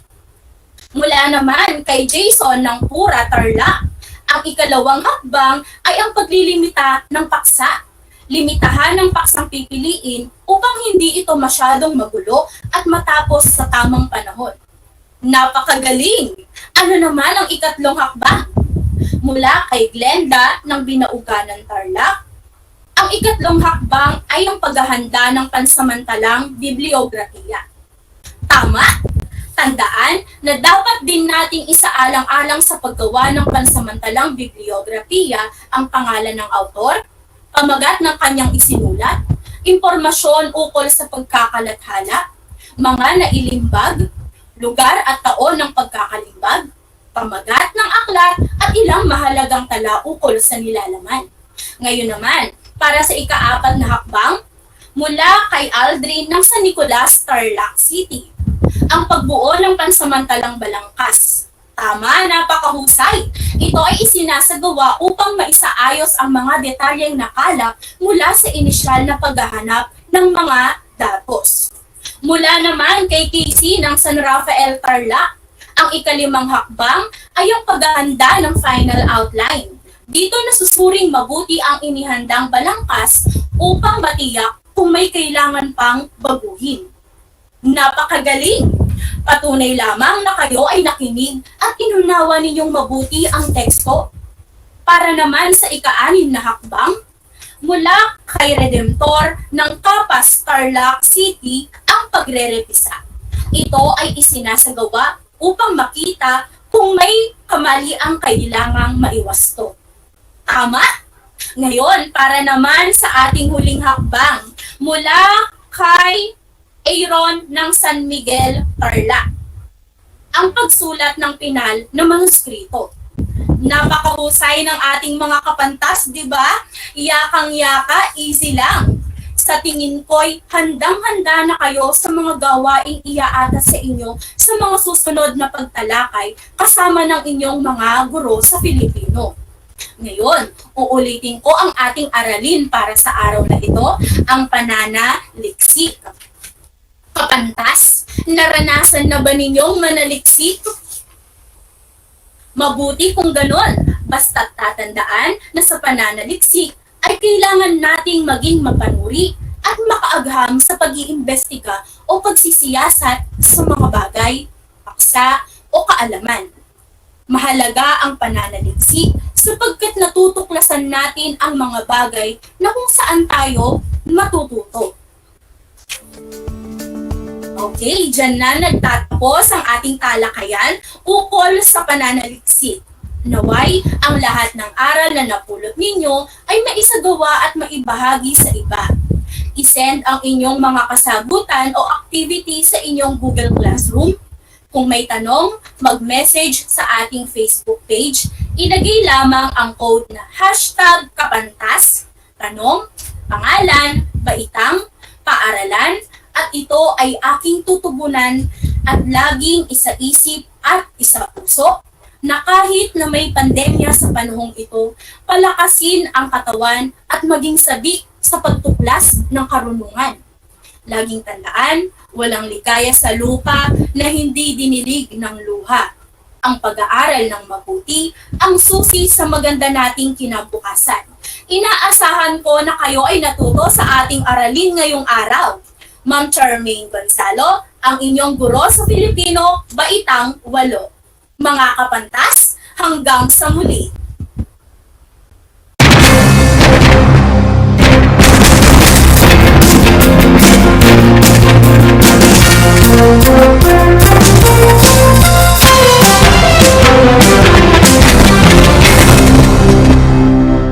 Bahagi mo Radyo Pilipino saan mang bahagi ng Pilipinas, saan mang bahagi ng mundo, anumang uri ng pamumuhay, kabahagi mo Radyo Pilipino. Radyo Pilipino sumasahim papawid sa DWPR 1296 Dagupan, DZTC 828 Tarlac, DZLT 1188 Lucena, DZYN 1539 Mindoro, DWRL 1080 Legazpi, DWRN 657 Naga, DYRB 540 Cebu, DYRL 1035 Bacolod, DYRL 1134 Dumaguete, DXCO 1044 Cagayan de Oro, DXGS 765 General Santo, DXOC 1494 Ozamis, DXOW 981 Davao at Radio Filipino Podcast Center Manila.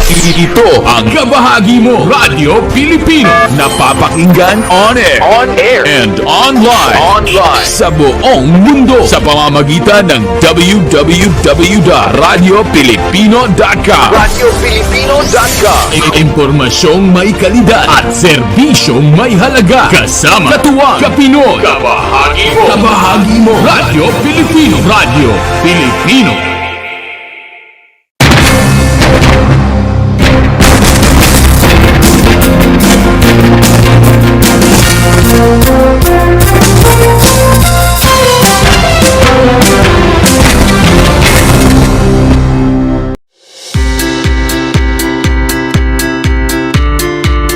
upang matugunan ang mga kinakaharap na pagsubok ng mga guro at mag-aaral sa gitna ng kasalukuyang pandemya.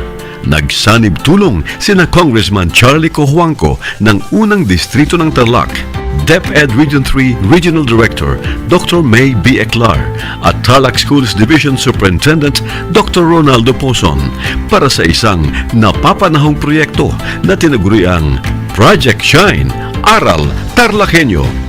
Ang mga mag-aaral ng Grade 4 at Grade 5, ganun din ang Grades 8 and 9 sa buong probinsya ng Tarlac, kasalukuyang sumasailalim sa radio-based instruction.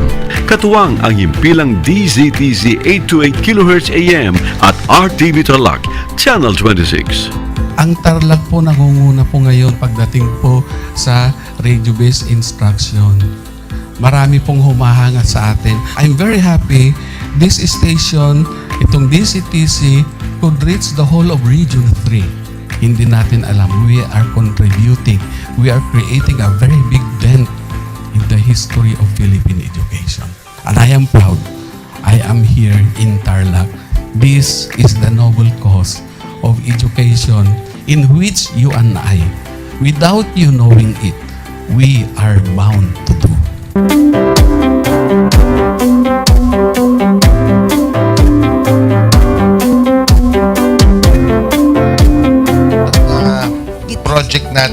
Project Shine is a natural consequence dahil sa nangyari sa buong mundo. Let's continue to work together. I think it's very Filipino to practice bayanihan in anything or most of the things that we do. And this is a manifestation of that. No? We have private sector, we have DEPED, we have local government, all working together. And I hope the parents of some of these children, especially the parents that did not graduate from school or hindi nakapag-aral nung sila ay bata, sana naman gamitin na nila itong opportunity na mag-schooling na rin sila kasama ng mga anak nila para mag-bonding pati ang mga magulang sa mga bata. I look at this as doing God's work. Diba? So if you do God's work, it feels right. It's righteous. It's for good, not for evil. Good morning and happy learning, grade 4. Welcome to Aral TarlakHenyo here on RTV Tarlac, Channel 26. Simulcast over DZTC 828, Radio Filipino Tarlac. I am Teacher Mercy Pacheco Bognot. This is Alistair Aidatu. I am Marie Josephine B. Andrade. I am Teacher Princess Marie M. Dueñas, and I will be your teacher broadcaster for today.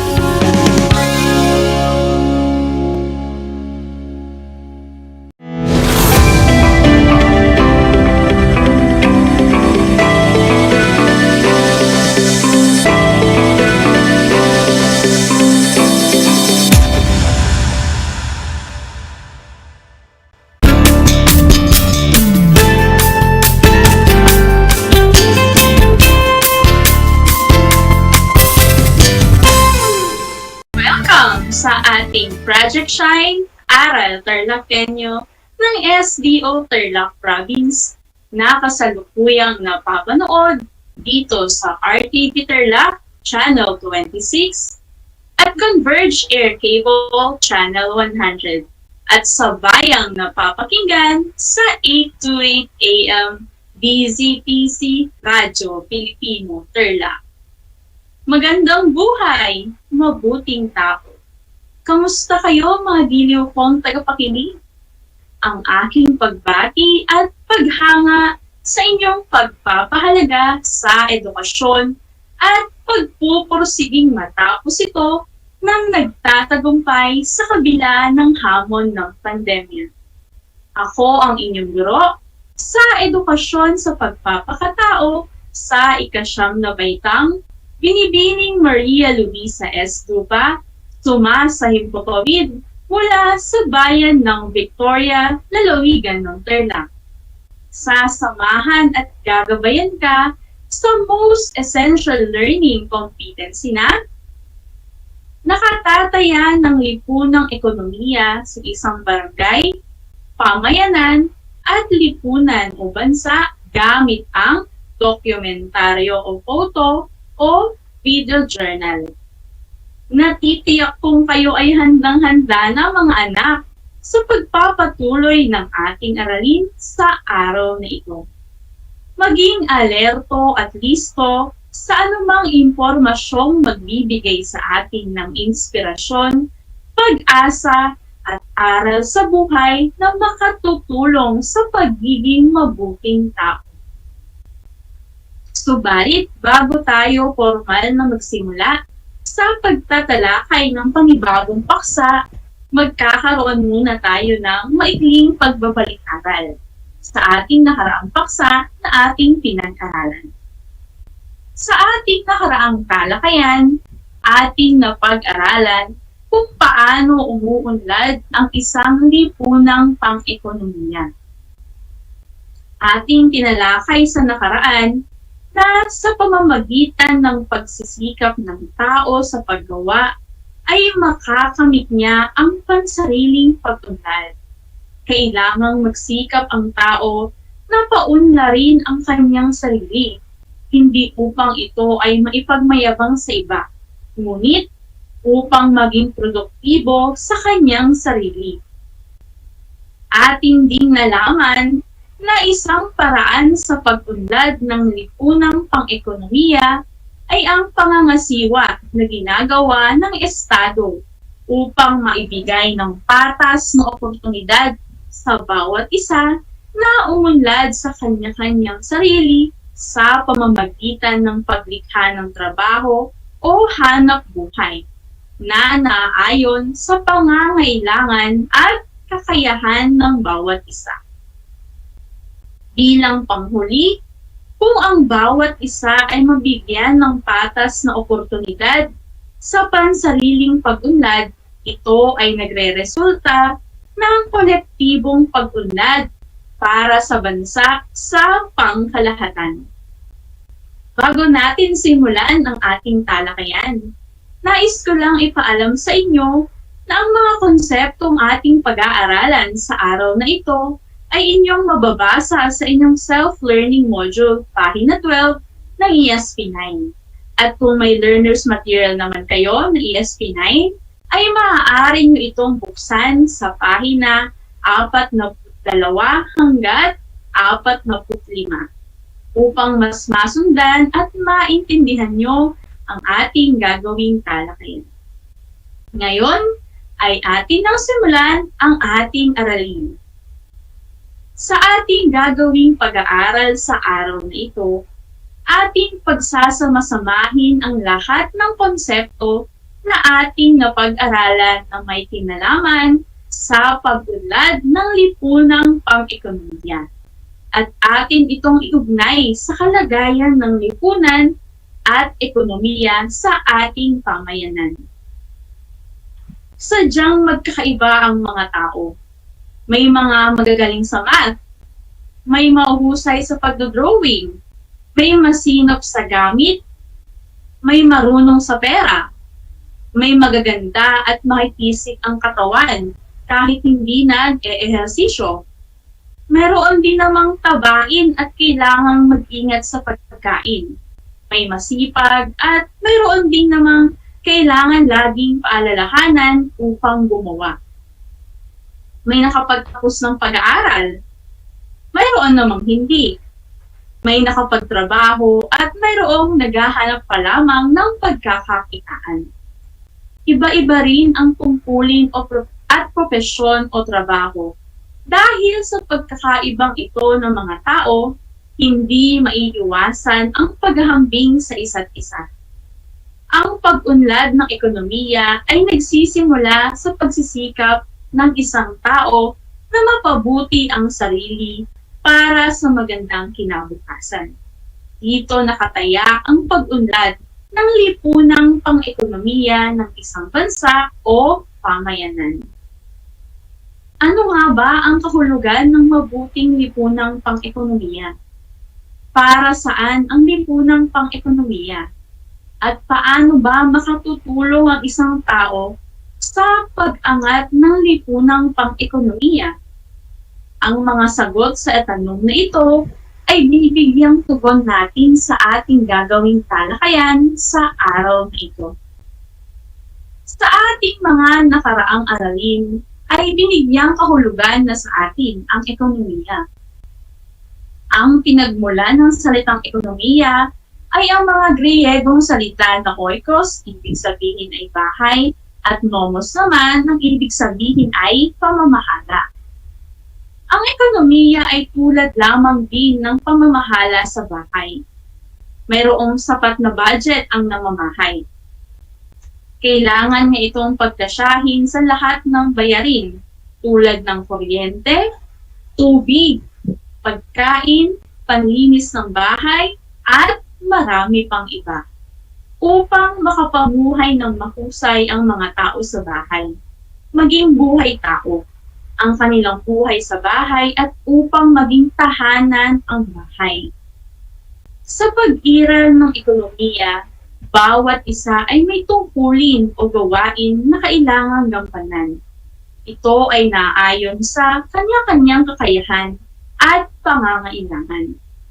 Ito ay nagsisiguro na ang bawat isa ay umuunlad na nagre-resulta ng pangkalahatang pag-unlad.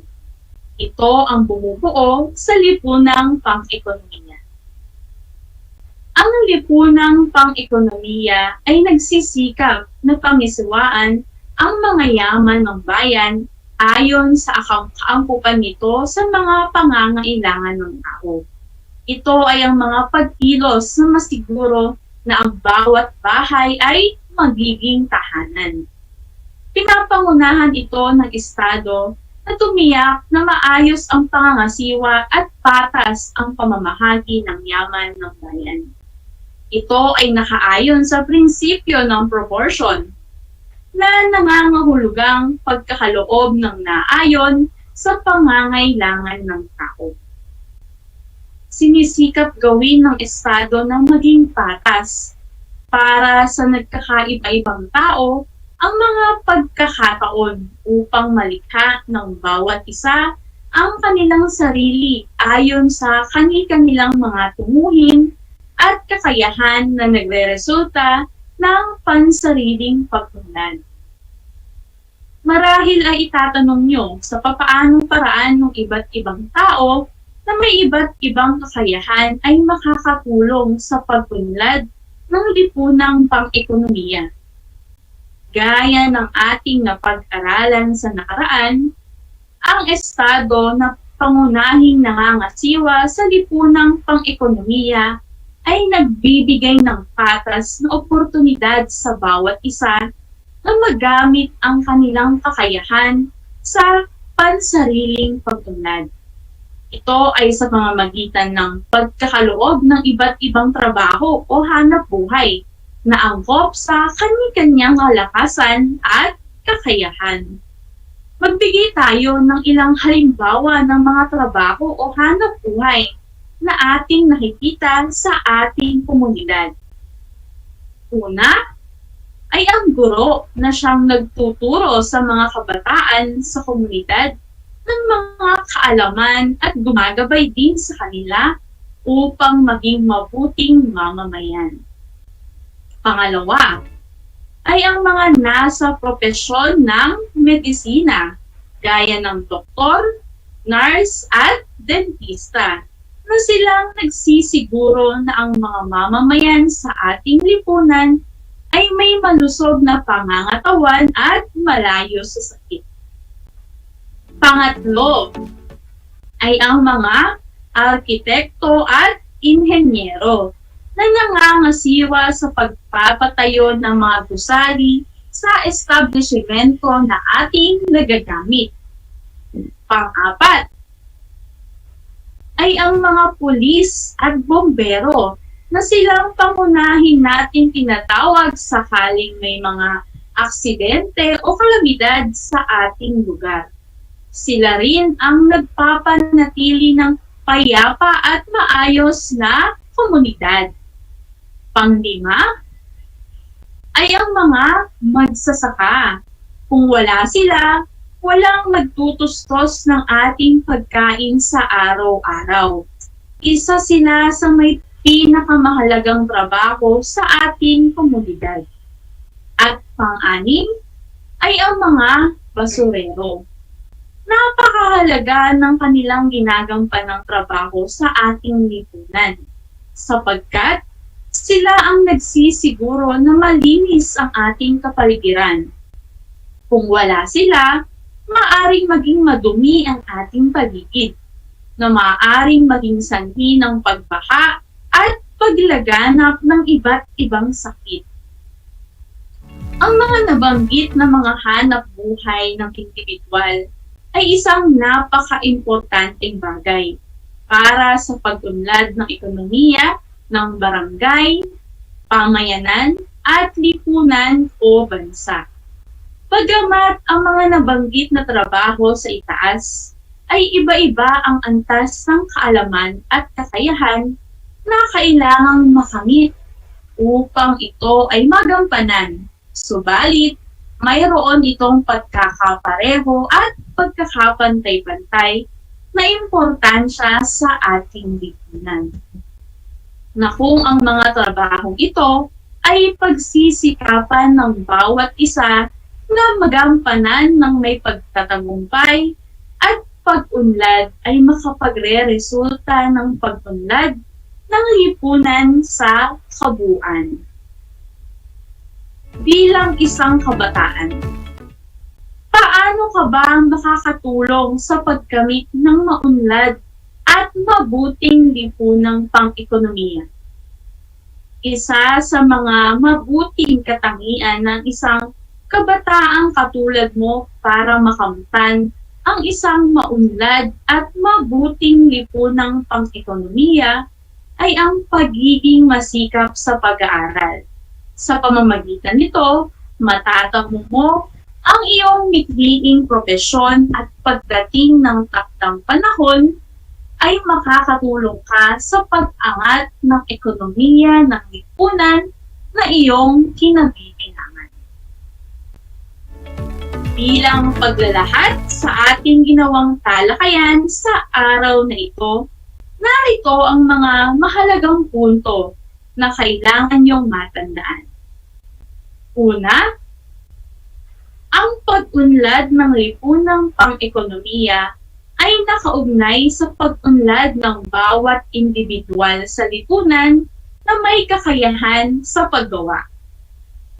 Pangalawa, walang malaki o maliit na trabaho sa lipunan sapagkat ang lahat ay magkakasing halaga upang makamit ang pag-unlad ng lipunang pang-ekonomiya.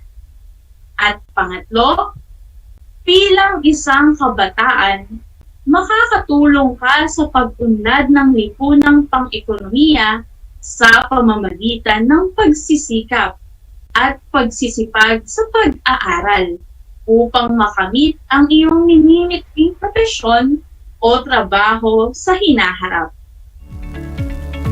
Isang talakayan na naman ang malapit ng matapos. Ako ay masayang-masaya sa ipinakita niyong aktibong pakikibahagi sa ating aralin ngayong araw. Higit sa lahat, ang inyong pagmamahal sa edukasyon. Ipagpatuloy ang kagandahang asal na ito, mga anak, dahil ito ay hakbang tungo sa katuparan ng inyong mga pangarap sa hinaharap. Sa puntong ito, panahon na upang alamin kung kayo ba ay may natutunan mula sa ating aralin sa pamamagitan ng maikling pagsusulit. Sa lahat ng mga nanonood sa Facebook Live, gamitin ang Facebook chat box o comment section para sa inyong mga kasagutan. Ihanda naman ang panulat at sabutang papel sa lahat ng mga nanonood sa telebisyon at nakikinig sa radyo. Ang ating gawain ay tama o mali. Magbibigay ako ng 5 sitwasyon at inyong tutugunan kung ito ba ay tama o mali, batay sa ating ginawang talakayan kanina. Handa na ba kayo? Kung gayon, ay simulan na natin. Babasahin ko ng 2 beses ang bawat sitwasyon. Makinig ng mabuti. Para sa unang sitwasyon, ang ekonomiya ay inihalin tulad sa isang bahay na kung saan ang bawat miyembro nito ay may iba't ibang pangangailangan na kailangang matugunan. Ang ekonomiya ay nagmula sa salitang Griego na oikos na nangangahulugang bahay. Uulitin ko, ang ekonomiya ay inihalin tulad sa isang bahay na kung saan ang bawat miyembro nito ay may iba't ibang pangangailangan na kailangang matugunan.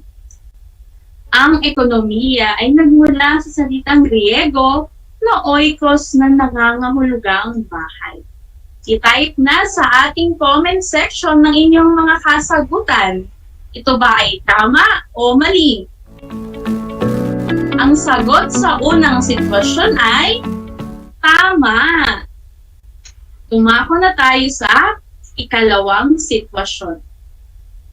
Kapag tumatama ang matinding kalamidad sa isang lugar, Ang pamahalaan o estado ang tuwirang nagbibigay ng tulong sa mga naapektuhang mamamayan nito sa lugar na iyon sa pamamagitan ng pagpapadala ng mga pangangailangan ng mga nasalanta. Ang sitwasyong ito ay nagpapakita na ang estado ang nangangasiwa sa pagbibigay ng maayos at patas na pamamahagi ng yaman ng bayan, batay sa pangangailangan ng mga mamamayan. Ulitin ko, kapag tumatama ang matinding kalamidad sa isang lugar, ang pamahalaan ng estado ang tuwirang nagbibigay ng tulong sa mga naapektuhang mamamayan nito sa lugar na iyon, sa pamamagitan ng pagpapadala ng mga pangangailangan ng mga nasalanta. Ang sitwasyong ito ay nagpapakita na ang estado ang nangangasiwa sa pagbibigay ng maayos at patas na pamahagi ng yaman ng bayan batay sa pangangailangan ng mga mamamayan. I-type na ang ating mga sagot kung ito ba ay tama o mali. Ayan, ang daming sumagot ng tama. Tingnan natin kung ito ba ay tama. Ang sagot sa ikalawang sitwasyon ay tama. Ngayon, dumako na tayo sa ikatlong sitwasyon. Si Jason ay manager ng isang kilalang restaurant. Dahil sa kanyang posisyon, mababa ang tingin niya at palaging pinagagalitan ang mga empleyado tulad ng janitor, waiter at parking boy. Ito ay magandang halimbawa na ang iba't ibang propesyon o trabaho sa komunidad ay magkakaiba ng halaga sa lipunan. Mas binibigyan ng halaga ang mga trabahong profesional kaysa sa mga hindi profesional. Ulitin ko. Si Jason ay manager ng isang kilalang restaurant. Dahil sa kanyang posisyon, mababa ang tingin niya at palaging pinagagalitan ang mga empleyado tulad ng janitor, waiter at parking boy. Ito ay magandang halimbawa na ang iba't ibang propesyon o trabaho sa komunidad ay magkakaiba ng halaga sa lipunan. Mas binibigyan ng halaga ang mga trabahong profesional kaysa sa mga hindi profesional. I-type na ang inyong mga sagot. Ito ba ay tama o mali? Ang sagot sa ikatlong sitwasyon ay mali. Ngayon, dumako na tayo sa ika-apat na sitwasyon. Si Billy ay isang basurero sa kanilang lugar. Bagamat hindi nakapagtapos, ay malaki ang paggalang at respeto ng kanilang mga kababayan niya sa kanya dahil sa ambag niya sa kanilang komunidad upang mapanatili ang kalinisan nito. Ito ay magandang halimbawa na makamit lamang ang pag-unlad ng lipunan kung ang bawat isa ay magsisikap batay sa kanyang kakayahan na maaaring itulong sa kanyang komunidad. Ulitin ko. Si Billy ay isang basurero sa kanilang lugar. Bagamat hindi nakapagtapos, ay malaki ang paggalang at respeto ng kanilang mga kababayan niya sa kanya dahil sa ambag niya sa kanilang komunidad upang mapanatili ang kalinisan nito. Ito ay magandang halimbawa na makakamit lamang ang pag-unlad ng lipunan kung ang bawat isa ay magsisikap batay sa kanyang kakayahan na maaaring itulong sa kanyang komunidad. I-type na ang inyong mga sagot. Ito ba ay tama o mali? Ang sagot sa ika-apat na sitwasyon ay tama. Dumako na tayo sa ika-limang sitwasyon. Bata pa lamang si Gabriel ay nakikitaan na siya ng pagsisikap sa kanyang ginagawang pag-aaral. Pangarap niya na maging isang doktor upang matulungan ang mga mahihirap na may sakit sa kanilang komunidad. Kailangang tularan si Gabriel dahil bilang isang kabataan, makakatulong ka sa pag-unlad ng lipunan at ekonomiya kung ikaw ay magsisikap at magtatagumpay sa iyong pag-aaral. Ulitin ko, bata pa lang si Gabriel ay kakikitaan na siya ng pagsisikap sa kanyang ginagawang pag-aaral. Pangarap niya na maging isang doktor upang matulungan ang mga mahihirap na may sakit sa kanilang komunidad. Kailangang tularan si Gabriel bilang isang kabataan. Makakatulong ka sa pag-unlad ng lipunan at ekonomiya kung ikaw ay magsisikap at magtatagumpay sa iyong pag-aaral. Ang sagot sa ikalimang sitwasyon ay tama. Binabati ko kayong lahat mga anak sapagkat natitiyak kong nakuha ninyong lahat ang tamang sagot ng ating pagsusulit. Kung hindi naman, maaari pa kayong bumawi sa susunod. Mula sa akin, tanggapin ninyo ang mga salitang magaling at mahusay, mabuting tao. Mga anak, ako ay naghanda ng mga gawain at refleksyon sa inyong learning activity sheets. Inaasahan ko na ito ay inyong sasagutan ng buong sigasig at sa abot ng inyong makakaya. Sakali man na kailanganin ninyo ang patnubay ng inyong kapamilya at guro, huwag kayong mag-atubiling sila ay tawagan upang kayo ay magabayan ng tama. Panalangin ko na anumang konsepto higit lalo ang mga aral sa buhay na inyong natutunan sa araw na ito ay inyong maisabuhay sa araw-araw.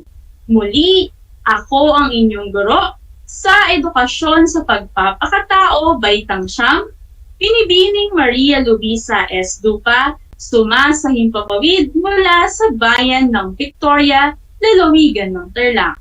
Kasama ang manunulat ng script, si Ginoong Jobet P. Ordonez, na nagpapaalala na piliing maging mabuting tao sa lahat ng panahon at pagkakataon.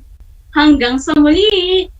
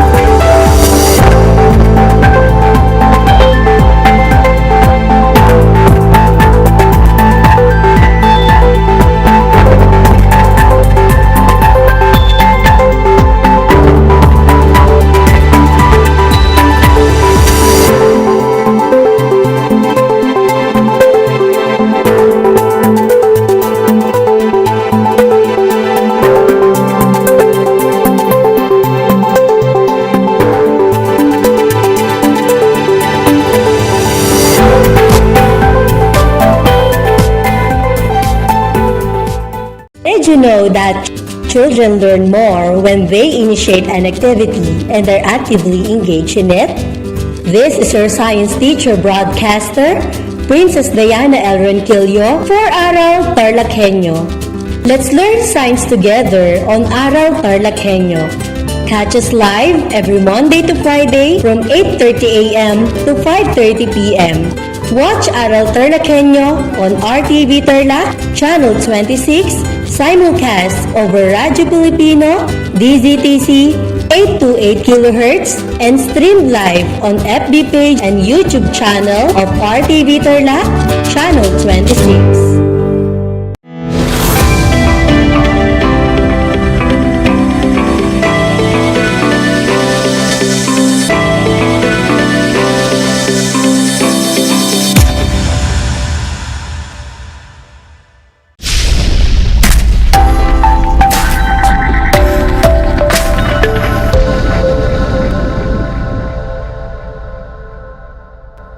TarlakHenyo, here on RTV Tarlac Channel 26, simulcast over DZTC 828 Radio Filipino Tarlac, and aired simultaneously via the official Facebook page of RTV Tarlac Channel 26. We are also live on Converge Cable TV Channel 100. Broadcasting live here in Paniki, Tarlac, I am Maria Uriel M. Chichoco, your teacher broadcaster for Science Grade 9. A joyful Wednesday, everyone. Today is another exciting day to learn. How are you, my dear Grade 9 learners? I hope you're all doing well and staying safe in this difficult time. If you have questions or clarifications for today's topic, you can reach me at 0906 527-8266. That is 0906-527-8266. Before we begin, make sure that you are comfortably seated so that you will be more focused during our discussion. Likewise, have your science learning modules, compendium of notes, a pen, and paper to make sure that you will not miss out any important details. So, Grade 9 learners, what are we waiting for? Come, join me. Let us learn and explore the amazing world of biology. In the previous discussions, you have learned and defined what biodiversity is and its different hierarchical levels. We also learned how to measure the biodiversity index and population density of a certain area. Now, let us have a quick review on how well we remembered and understood our topic last time. For the directions, unscramble the letters of each word to get the correct answers. You can write your answers on your answer sheets, or you can just type your answers on the comment section if you're with us via Facebook Live. I have 5 questions for you. Are you guys ready? Great! Let's begin. First question. It is the term used to describe the number and variety of life found on Earth. What do you think it is? Good job! The answer is biodiversity. Second question. There are 3 types of diversity. These are genetic diversity, species diversity, and blank diversity. What do you think is the third one? Amazing! The answer is ecosystem. Third question. It pertains to the number of organisms of the same species living in the same region. Way to go, class! The answer is population. Fourth question. It is composed of different organisms living in the same area. Splendid! The answer is community. Last question. These are factors that are usually described as lack of particular resources, like the availability of food, water, and space. Some of the other reasons are predation, diseases, and migration. Very good! The answer is limiting. Congratulations, dear learners! I am so happy that you remembered and understood very well our discussion last time. Now, are you all excited for our next topic? I bet you are. But before that, a friend of mine named Diego needs to pass a bridge. Will you help my friend Diego pass the bridge? Amazing! Here are the rules. In order for Diego to pass the bridge, we need to help him answer 3 riddles given by the riddler. Are you guys ready? Great! Then let's start. First riddle. I have a strength of an android. I am extinct because of an asteroid. What am I? We have the clues: T-Rex, Jurassic, and Barney. Way to go! The answer is dinosaur. Second riddle. Others see me as predator. Well, in fact, I am endangered. What am I? We have the clue: orange, black, and white stripes. You got it right. The correct answer is tiger. Last riddle. I love eating bamboos that are sweetened. I am a species listed as threatened. What am I? We have the clues: kung fu, black and white, and bear. Good job! The answer is panda. Way to go, grade 9 learners! Diego can now finally pass the bridge. Thank you for your big help. Now, have you ever wondered why dinosaurs do not exist anymore?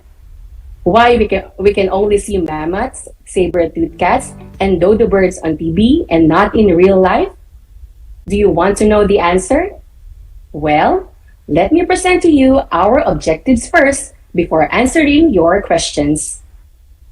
After going through this lesson, you are expected to: number 1, differentiate threatened, endangered, and extinct species. Number 2, give examples of species classified under threatened, endangered, and extinct. Number 3, determine and classify the causes of extinction of different species.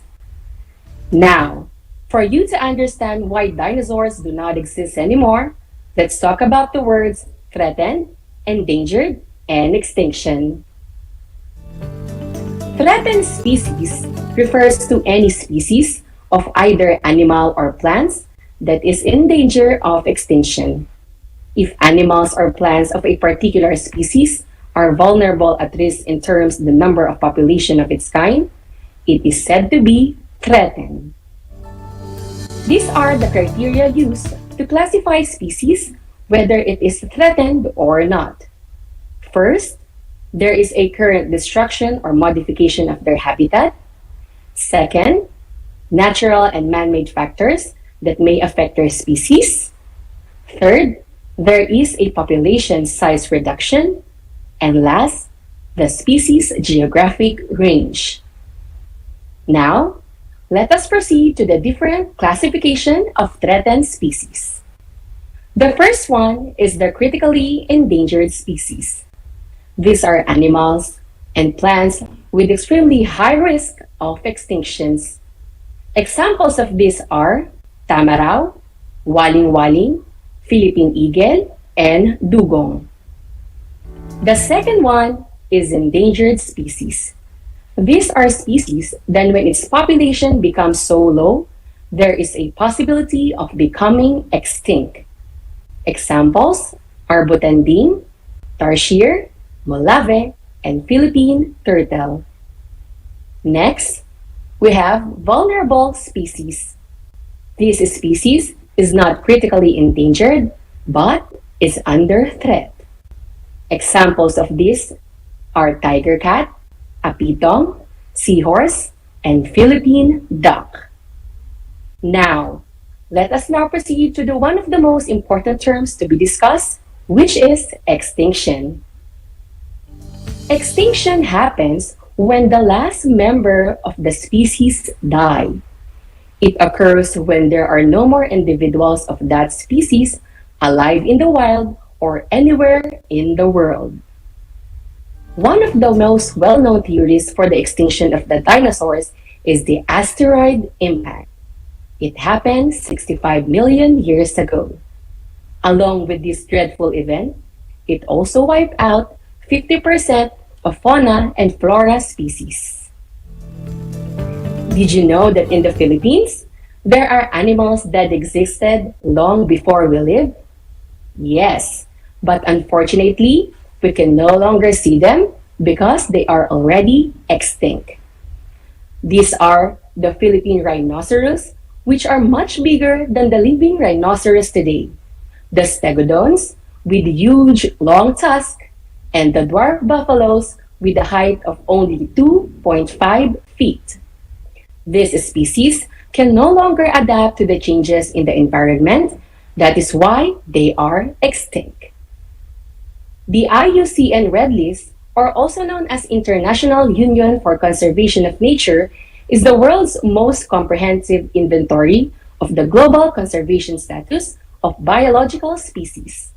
The Union has a red list that serves as an indicator for the health of the world's biodiversity. According to the list, there are more than 38,500 species that are threatened with extinction up to date. Now, let us have an activity. Kindly open your science module and go to page 12. The title of your activity will be Caution, Caution, Owing Species Extinction.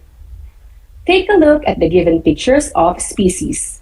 Identify whether this species is extinct, endangered, or threatened. Write your answer on a separate sheet of paper, and don't forget to pass your answer sheets during the retrieval of modules and activity sheets. Did you get it, grade 9 learners? Great!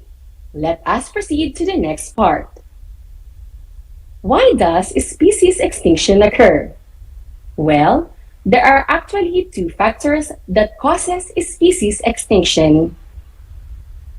One is the natural cause due to the environmental factors, and anthropogenic cause, or also known as man-made cause, which refers to the factors made by humans.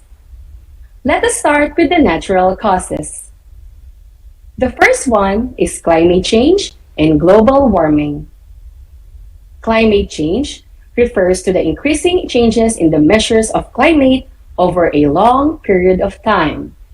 The species are not used in rapid and sudden changes in temperature and climate, making them vulnerable in long seasons. Number 2, we have meteor impact. Meteor impact and cosmic radiation hit the Earth with a great amount of force, and the impact site is completely destroyed. It is the reason why dinosaurs are no longer else to be found. Cosmic radiation is radiation being emitted from outer space and the sun, which is very toxic to different organisms. The next one is acid rain. Acid rain increases the acidity, such as sulfuric or nitric acid, that falls to the soil, which affects the life of a plant and can put rivers and lakes to a possibly lethal level. The last one is the spread of invasive species. Once competition gets too great, the survival of the fittest will begin, and usually the natural one dies. Invasive species are harmful to our natural resources, such as fish, wildlife, plant, and overall ecosystem health, because they disrupt natural communities and ecological processes. Let us now proceed to the man-made causes. First one is pollution. Either water or air, it creates a huge impact that threatens the life of different species. Thousands of seabirds and sea turtles, seals, and other marine mammals are killed each year after ingesting plastic or getting entangled in it. The next one is the habitat loss and degradation. Habitat loss occurs when natural habitats are converted to human uses such as cropland, urban areas, and infrastructure development. Habitat loss and degradation affects 85% of all threatened birds, 86% mammals, and 88% threatened amphibians. The next one is deforestation. Illegal logging and kaingin farming causes a huge habitat loss to different wild species. 80% of Earth's land animal and plants live in forests, and deforestation threatens species including the orangutan, Sumatran tiger, and many species of birds. The fourth one is the destruction of coastal resources.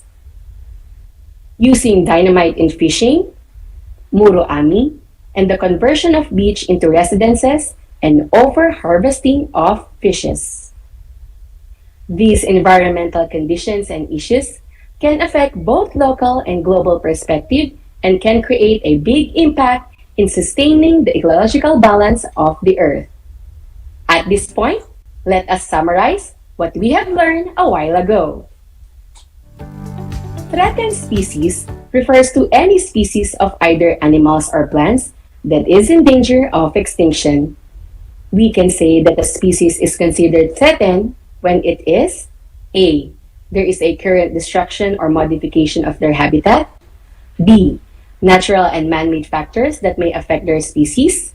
C. Population size reduction. And letter D. Species geographic range. There are classifications of threatened species, namely critically endangered, and vulnerable species. Extinction happens when the last member of the species dies, like the dinosaur. There are two causes why extinction occurs. These are natural cause, such as climate change and global warming, meteor impact and cosmic radiation, acid rain, and the spread of invasive species. Man-made, known as anthropogenic cause, such as pollution, deforestation, habitat destruction, and destruction of coastal resources. Now, after having understood our lesson about species extinction and adaptation for today, let us have a short quiz. I will be asking you 5 questions. For the directions, choose the letter of the best answer. You will have to write your answers on your activity sheet, or you can type it on the comment section if you're watching via Facebook Live. Are you guys ready? Absolutely! Now, let us proceed. Question number 1. Philippine rhinoceros, stegodon, and dwarf buffalo are part of what classification of threatened species? A. Critically endangered. B. Extinct. C. Endangered. D. Vulnerable. Again, Philippine rhinoceros, stegodon, and dwarf buffalo are part of what classification of threatened species? A. Critically endangered. B. Extinct. C. Endangered. Or D. Vulnerable. And the correct answer is good job, letter B, extinct. Question number 2. It is the main reason why dinosaurs are considered as extinct. What is it? A. Climate change. B. Pollution. C. Meteor impact, or D. Deforestation? Again, it is the main reason why dinosaurs are considered as extinct. What is it? Very good, class. The answer is letter C. Meteor impact. Question number 3. It is the other term used for man-made cause. What is it? Again, it is the other term used for man-made cause. A. Anthropogenic cause. B. Analytical cause. C. Unpolygenic cause. Or letter D. Anthropathic cause. Can you give me the correct answer? Great! The answer is letter A. Anthropogenic cause. Question number 4. The following are the criteria to be used when classifying a species, whether it is threatened or not. A. There is a current destruction or modification of their habitat. B. Natural and man-made factors that may affect their species. Letter C. Population size reduction. Letter D. Genetic variation among species.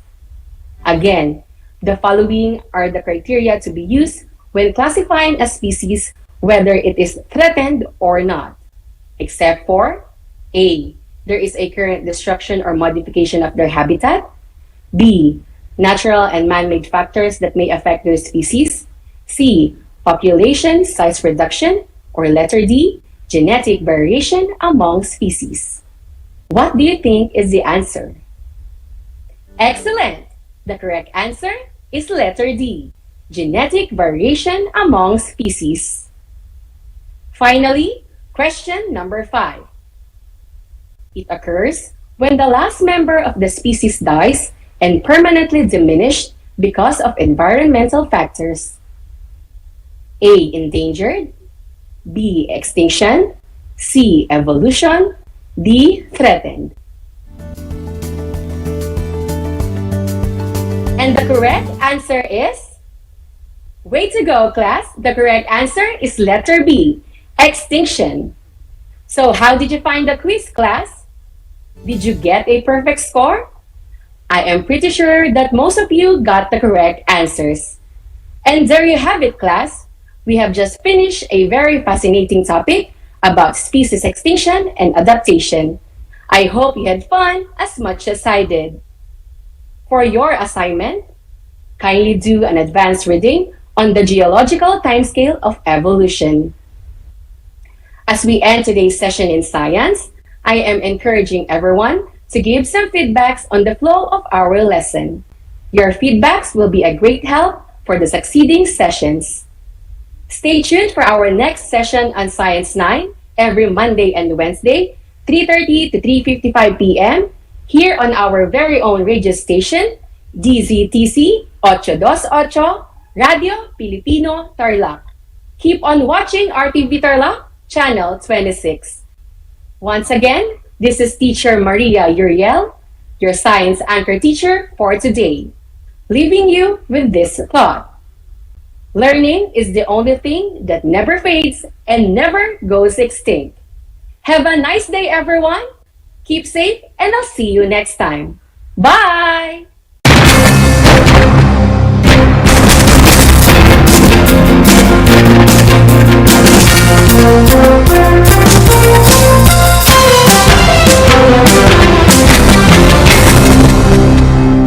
Handa ka na bang magpabakuna?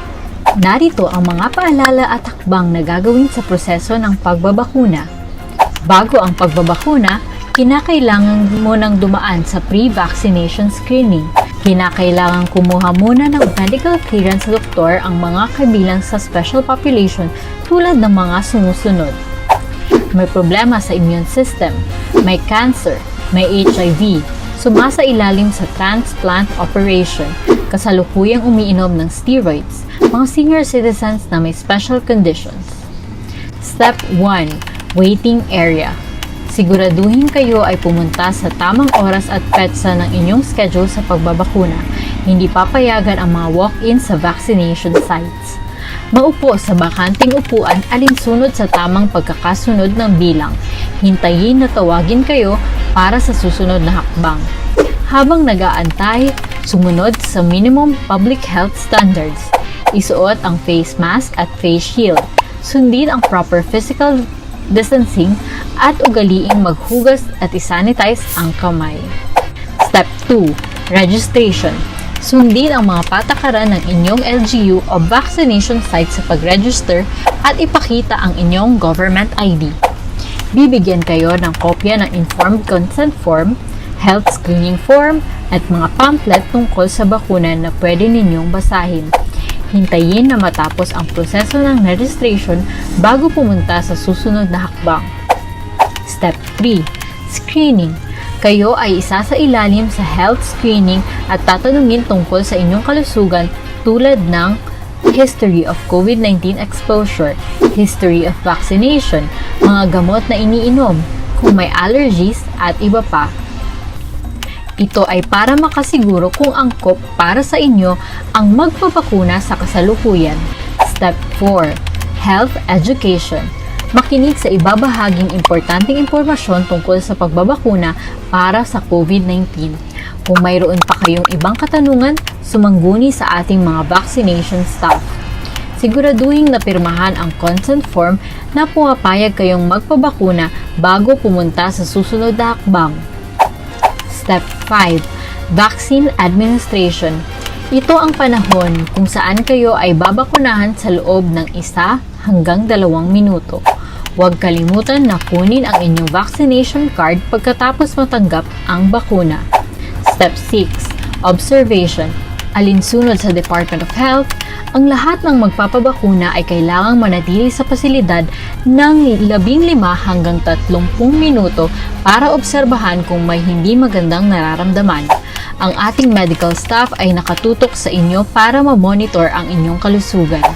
Bibigyan kayo ng mga pangalan ng health facility o hotline o contact kung saan pwedeng pumunta kung kinakailangang sumangguni dahil sa side effects ng bakuna.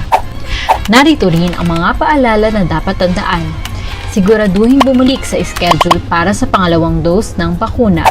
Laging tandaan na kahit nabakunahan ka na, ay huwag pa rin kalimutang sumunod sa minimum public health standards tulad ng pagsasanitize ng mga kamay, pagsusuot ng face mask at face shield, at pagdidistansya sa iba ng 1 metro. Ito ay para na rin sa ating proteksyon at sa proteksyon ng iba. Para sa karagdagang impormasyon, bisitahin ang mga sumusunod na pages. Tara sa Vida Vaccination!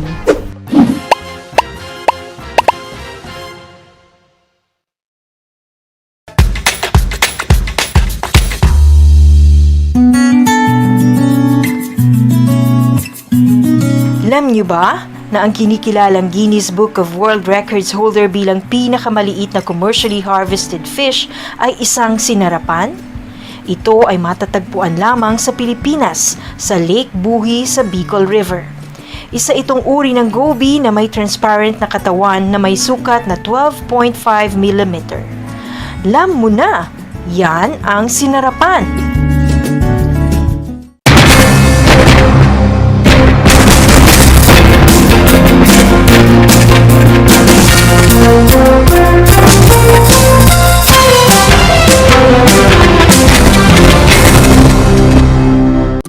Kumusta mga video kong tagapakinig? Nagbabalik ang inyong paaralang panghimpapawid. Aral TarlakHenyo Sa RTV Tarlac, Channel 26, at sa bayang naririnig sa DZTC 828 Radyo Pilipino Tarlac. Tayo rin ay napapanood sa FB Live ng RTV Tarlac Channel 26. Sumasahimpapawid mula sa bayan ng Pura Tarlac. Mula sa bayan ng San Clemente. mula rito sa Borok Elementary School, Pura Tarlac. sa bayan ng Kapas Tarlac. Ako, ang inyong guro, na maghahatid sa inyo ng makabuluhang pagtalakay sa ating aralin.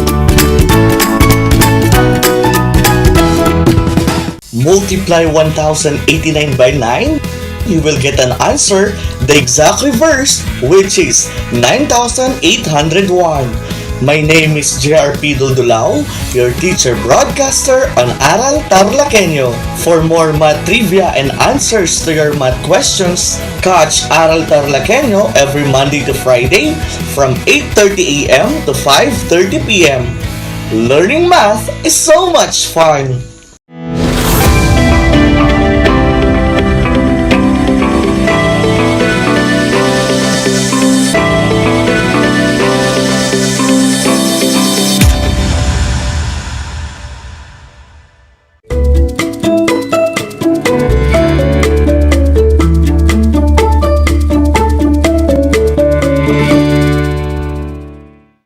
Welcome to Aral TarlakHenyo here on RTV Tarlac Channel 26, simulcast over DCTC Radyo Pilipino Tarlac, and also live on Converge Cable Channel 100. Time check, it's 4 o'clock in the afternoon. Broadcasting live from Paniki Tarlac, this is Bernadette S. Tayag, your teacher broadcaster for today on Mathematics Grade 9. And I'll be with you for the next 25 minutes. So get ready to listen and try to focus and be at your best. Before we begin, find a comfortable place, have your pen and paper with you, and make sure you have your module so that you can follow our lesson on graphs of quadratic functions. So after the lesson, you are expected to, number 1, graph quadratic functions. Number 2, identify the important characteristics of the graph of a quadratic function such as the domain, range, intercepts, axis of symmetry, vertex, and the direction of the opening of the parabola. And number 3, appreciate the knowledge gained as means of new understanding. Are you ready for our lesson? So let us start. Let us have a quick review of our lesson on transforming quadratic functions defined by y is equal to ax squared plus bx plus c into the form y is equal to a quantity x minus h squared plus k. Let us transform the quadratic function y is equal to x squared plus 4x minus 3 into the vertex form y is equal to a quantity x minus h squared plus k. Let us first identify the values of a, b, c to solve for h and k. The value of a is 1, value of b is 4, and c is negative 3. So to solve for the value of h and k, we will use the equation h is equal to negative b over 2a and then substitute the values of b and a to the equation. So we have h is equal to negative times positive 4 divided by 2 times positive 1. Then simplify, so we have negative 4 divided by 2, or h is equal to negative 2. So the value of h is equal to negative 2. To solve for k, we will use the equation k is equal to 4ac minus b squared divided by 4a. Substitute the value of a, b, and c to the equation. And we have k is equal to 4 times 1 times negative 3 minus 4 squared divided by 4 times 1. Simplify, then we have k is equal to negative 12 minus 16 divided by 4, or negative 28 divided by 4. The resulting equation when simplified will be k is equal to negative 7. From the given values of a, which is 1, h, which is equal to negative 2, and the value of k is negative 7, we can now rewrite the function into the form y is equal to a x times x minus h squared plus k, which is the vertex form. Substitute the values of a, h, and k to the equation. So we will have y is equal to 1 times x minus times 2 quantity squared plus negative 7. The resulting equation will be y is equal to quantity x plus 2 squared minus 7, where the vertex hk is at negative 2 and negative 7.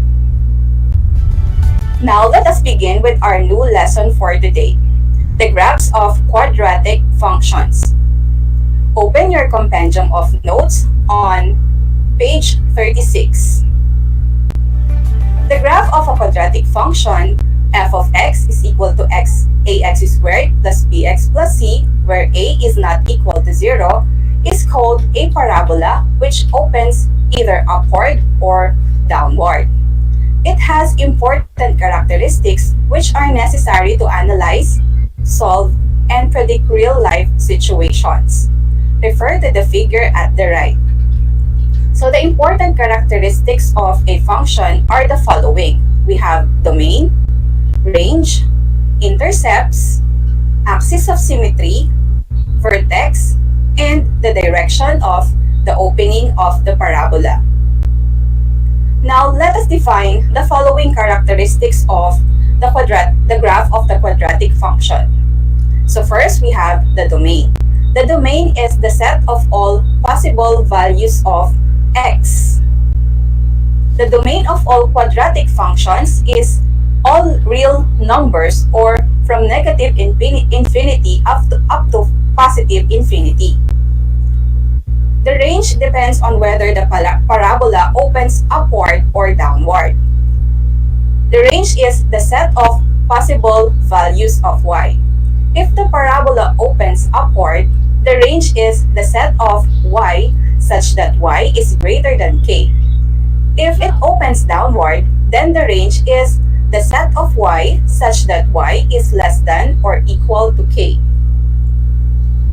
In the given illustration, the range is f of x is greater than or equal to negative 4, or the set of y such that y is greater than or equal to negative 4. X-intercepts are the points on the parabola that crosses the x-axis where y is equal to 0. In the given figure, the x-intercepts are at negative 1, 0 and 3, 0. Y-intercept is a point on the parabola that crosses the y-axis where x is equal to 0.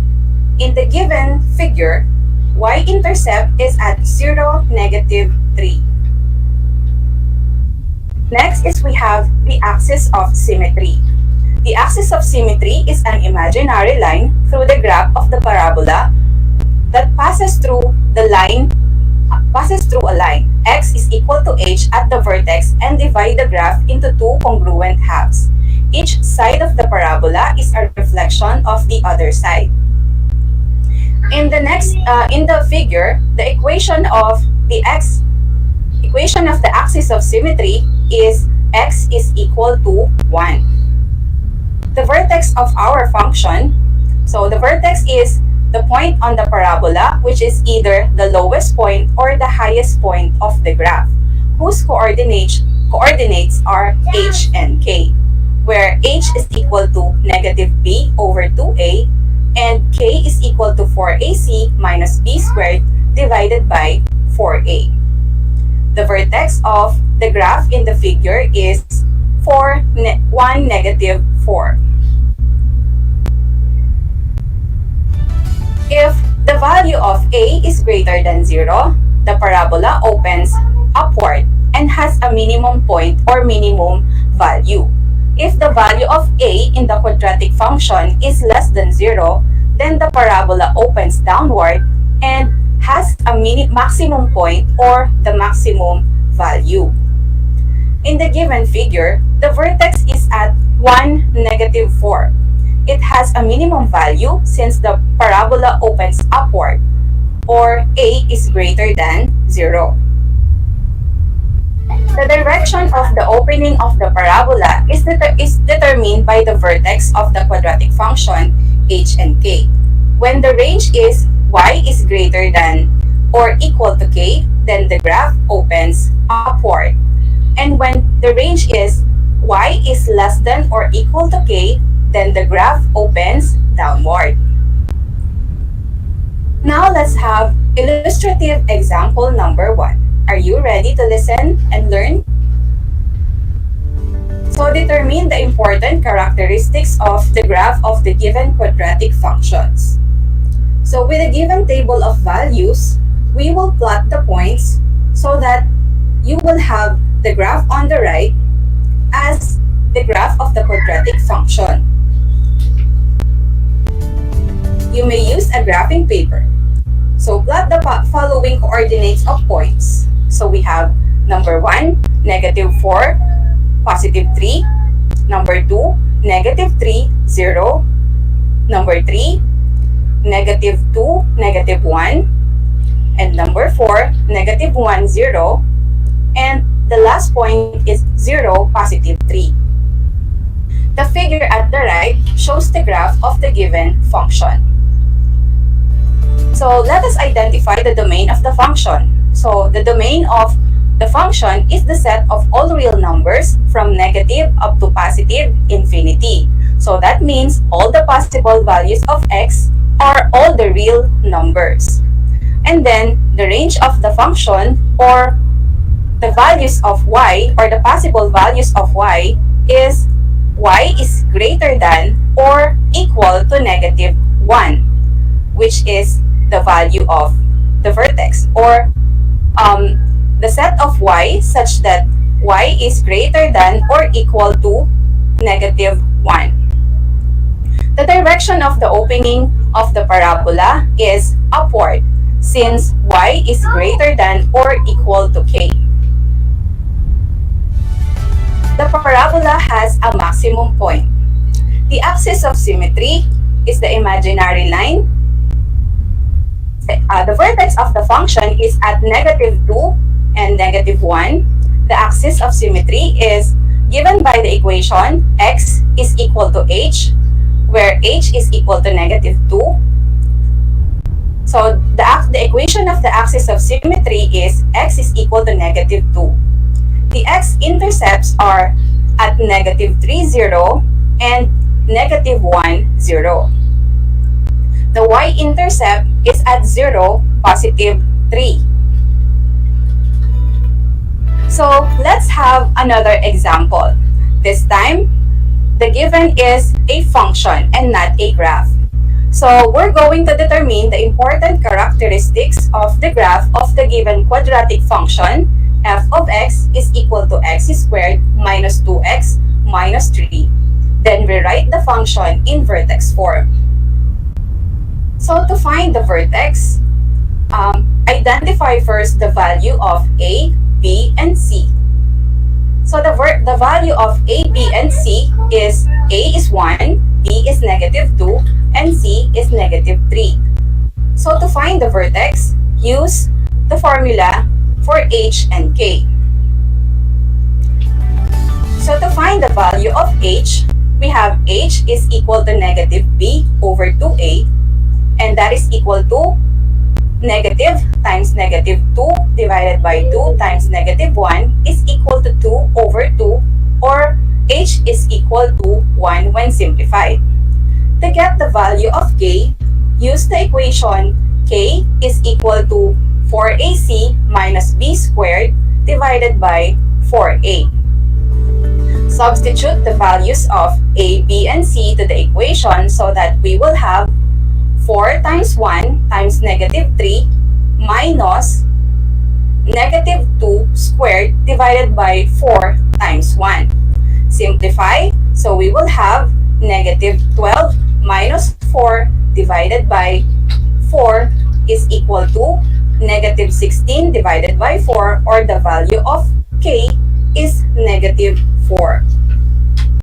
So the vertex of the given function f of x minus 2x minus 3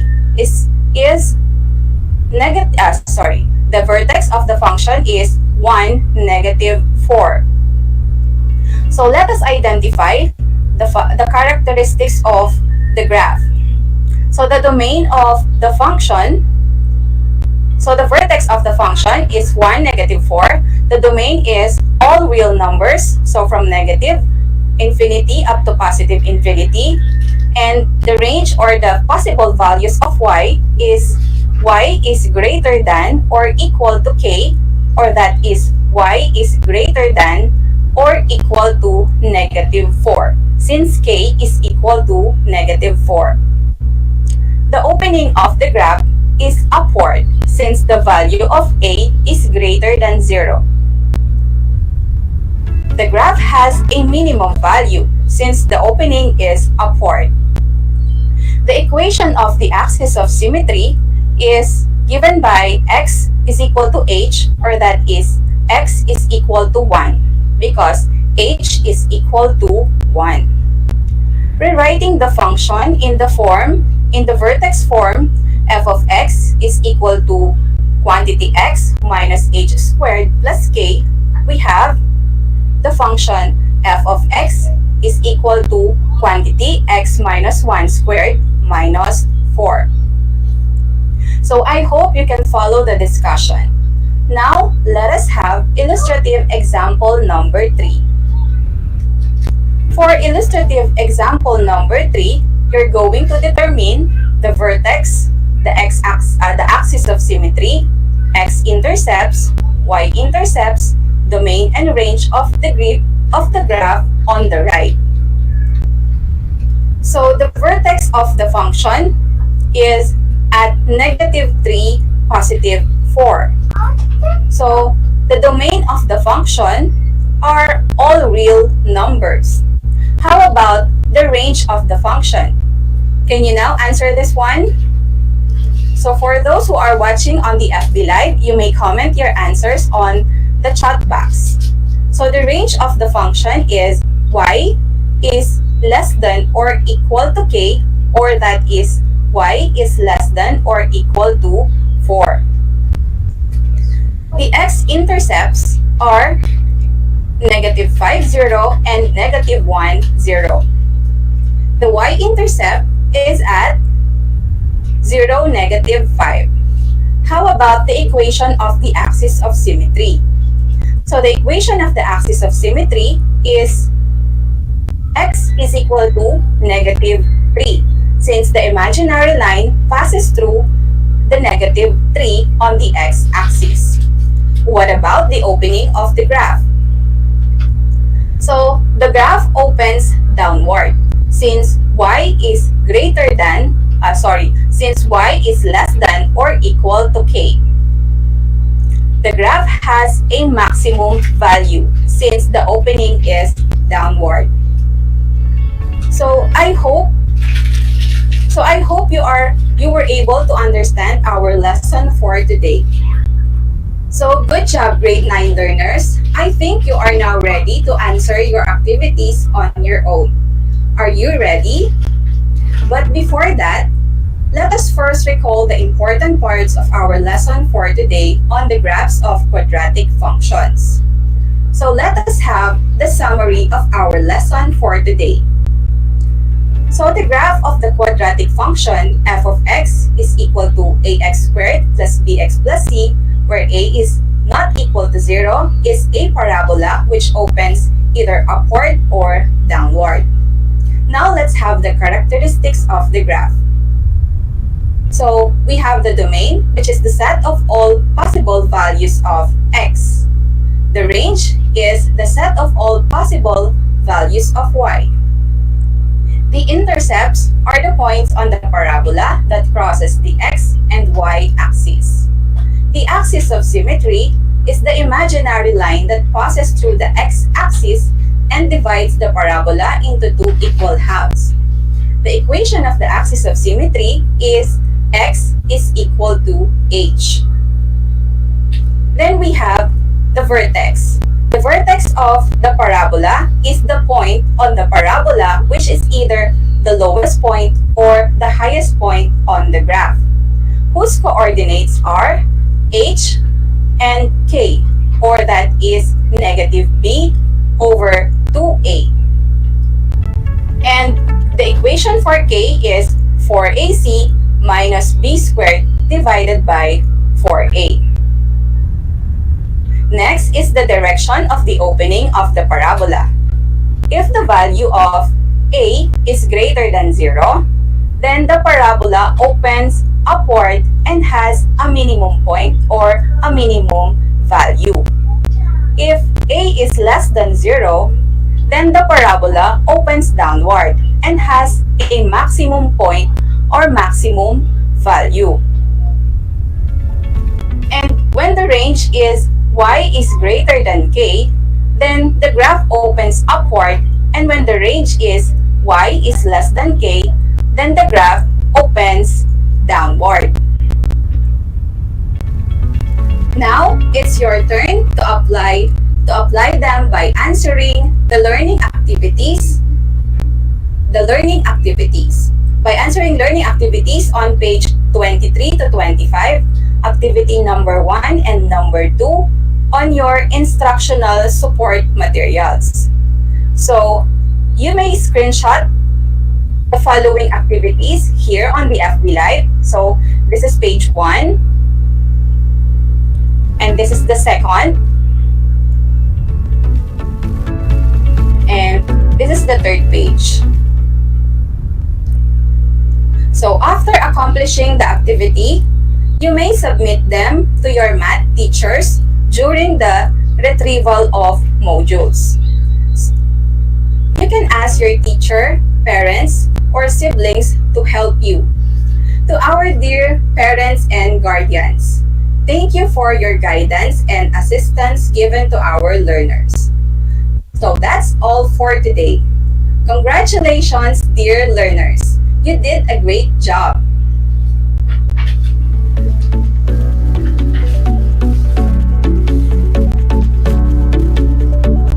So, thank you for listening. I hope you learned something worth keeping and remembering in today's lesson. Make sure you are always tuned in here at DCTC 828 AM and RTV Tarlac Channel 26 every Mondays and Wednesdays, same time for another exciting Mathematics 9 lesson. So once again, this is Bernadette S. Tayag, your teacher, broadcaster for today.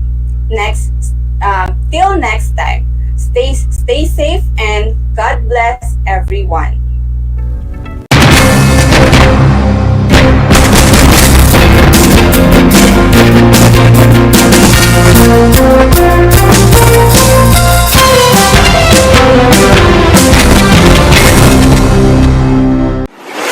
Kabahagi mo Radyo Pilipino. Impormasyong may kalidad, serbisyong may halaga, saan mang bahagi ng Pilipinas. On air. Saan mang bahagi ng mundo. Online. Anumang uri ng pamumuhay. Kasama, katuwang, kapinoy. Kabahagi mo Radyo Pilipino. Radyo Pilipino. Gutom ka ba sa impormasyon? May namiss ka bang subject at leksyon? Gusto mo bang alalahanin ang nakaraan o dagdagan ang iyong kaalaman?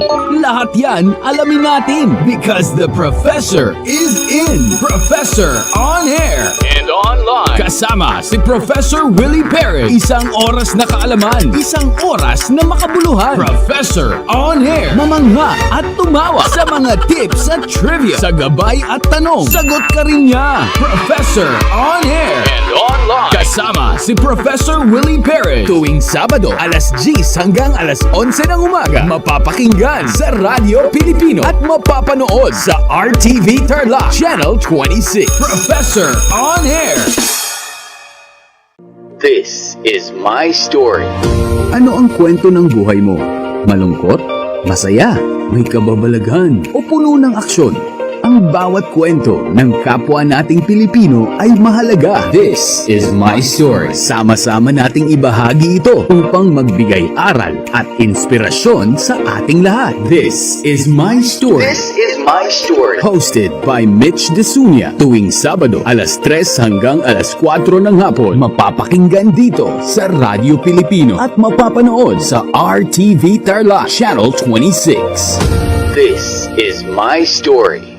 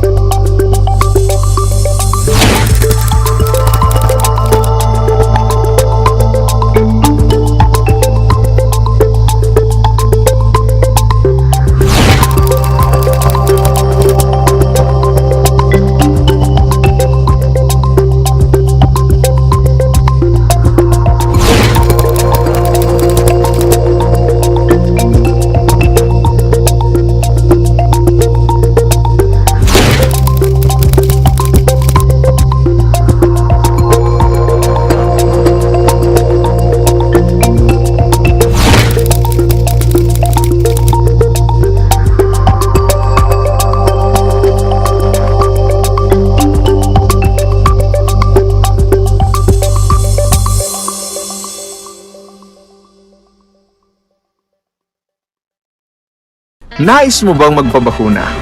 Alam mo bang may mga tinatawag na priority eligible groups? Sa bawat priority group, may mga sektor na nakahanay. Kung ikaw ay kabilang dito, wag nang magdalawang isip pa. Halina't magpabakuna na. Simula Hunyo, sisimula na ang pag-roll out ng mga bakuna sa A5 group o ang mga nabibilang sa indigent population. Ito ay ang mga kabilang sa mahihirap na populasyon base sa listahan ng National Household Targeting System for Poverty Reduction o NHTSPR o iba pang verification mechanisms ng local government units. Kaya kung ikaw ay nabibilang sa grupo na ito, tumawag o makipag-ugnayan sa inyong LGU upang malaman ang mga detalye tungkol sa inyong vaccination program katulad ng petsa, oras at lugar kung saan ka magpapabakuna. Humingi ng medical clearance sa inyong doktor kung ikaw ay may autoimmune disease, HIV, cancer, malignancy, dumaan sa organ transplant, kasalukuyang dumadaan sa steroid treatment o nakaratay sa higaan. Huwag kalimutan ang iyong proof of eligibility o mga dokumentong nagpapatunay na ikaw ay kasama sa priority group na ito. Huwag din kalimutang dalhin ang iyong government ID, pati na ang face mask, face shield, sanitizer at ballpen bago ang iyong vaccination. At paalala, pagkatapos ng pagbabakuna, huwag mag-atubiling magtanong na makaragdagang impormasyon tungkol sa bakuna na ginamit sa iyo. Hingin at itago ang contact information ng personnel na tatawagan kung sakaling ikaw ay makaramdam ng seryosong side effects. Huwag rin kalimutan ang vaccination card at alamin ang petsa ng iyong second dose ng pagbabakuna. Higit sa lahat, ugaliin pa rin sundin ang minimum public health standards tulad ng wastong paghuhugas ng kamay, pagpapanatili ng safe physical distancing at pagsusuot ng face mask at face shield. Ano pang hinihintay mo? Tara na sa Vida Vaccination!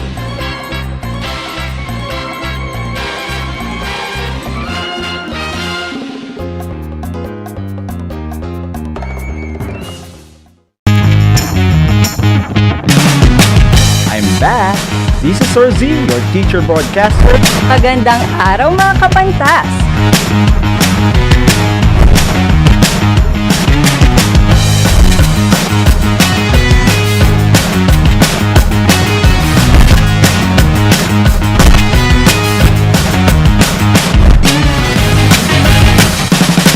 Welcome to Aral TarlakHenyo. Ang Tagalog ay ang wika ng mga taga Quezon, Batangas, Bulacan at ng iba pang katutubong nagsasalita nito. Ang Filipino ay ang pambansang wika batay sa tinadhana ng 1987 Constitution. Tara na at matuto ng salitang Filipino. Manood at makinig ng Aral TarlakHenyo sa RTV Tarlac, Channel 26 at sa bayang naririnig sa Radyo Pilipino, DZTZ 828 at napapanood din live sa FB page at YouTube channel ng RTV Tarlac, Channel 26. Manood at matuto ng ating mga aralin sa Pilipino. Dito lang yan sa Aral TarlakHenyo. Ako si Ma'am Crystal May Aquino, ang inyong teacher broadcaster sa Pilipino.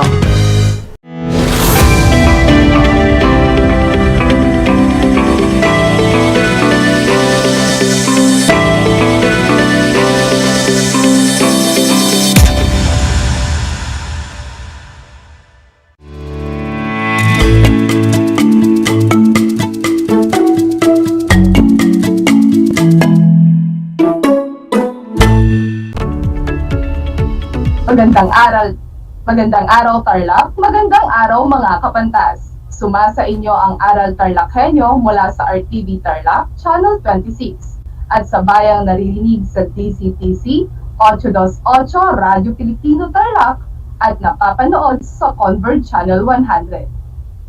Ako si Abigail B. Vicente, ang inyong teacher broadcaster para sa Filipino 9. Ako ay inyong naririnig at napapanood mula sa Herona Tarlac sa pamamagitan ng remote live broadcast. Kumusta? Sa panibagong araw na ito, tandaan ang 3 S. Saglit, subalit, sulit. Saglit lamang ang 25 minutong talakayan, subalit sulit naman ang inyong matututuhan na may 3 T. Tumpak, tiyak, at tatatak. Inaasahan ko na kayo ay nasa isang komportableng lugar at maayos na naririnig ang ating broadcast. Kaya ano pang hinihintay ninyo? Ihanda ang inyong learning activity sheets, compendium, lapis o papel, at samahan kaming itulay ang pagkatuto para sa batang TarlakHenyo. Sama-sama tayong magtulungan para malampasan ang mga hamon sa panahong ito sa ating pagtuturo at pagkatuto. Halina't matuto kasama ako, ang inyong Pilipinong gurong broadcaster sa oras na ito. Umpisahan natin ang araw na ito sa pamamagitan ng pag-iisa sa isa sa mga layunin para sa ating aralin na ibinatay sa ating Most Essential Learning Competency o MELCs sa Filipino 9. Para sa araw na ito, tayo ay inaasahang na ipaliliwanag ang kahulugan ng salita habang nababago ang istruktura nito. Kwentuhan tayo ni Ma'am Veronica Ramos noong nakaraang episode ng Akdang Dula. Natatandaan niyo pa ba ang pamagat nito?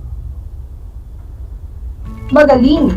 Ito ay ang dulang makapaghihintay ang Amerika na isinulat ni Dionisio Salazar. Sa inyong tinulakay na dula, iikot ang ating unang gawain.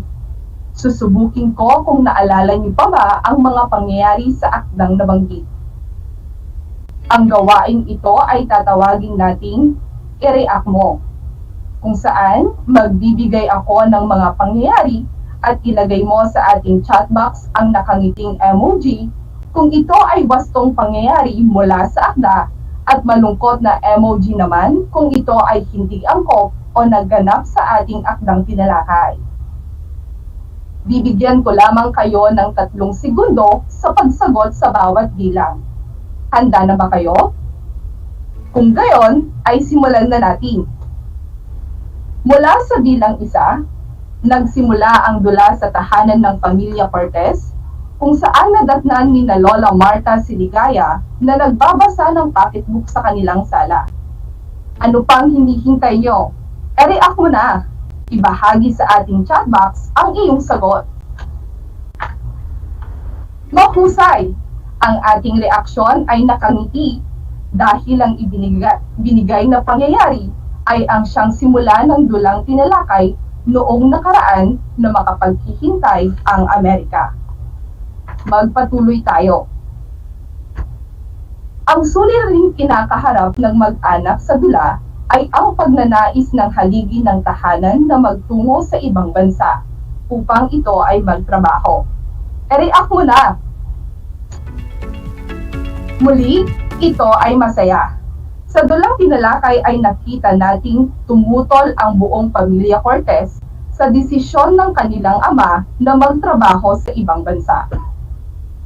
Kasunod, bilang 3, ang maling sistema at pamamalakad ng mga namumuno sa ating bansa ang isa sa dahilan ni Fidel kaya ninais niyang mangibang bansa.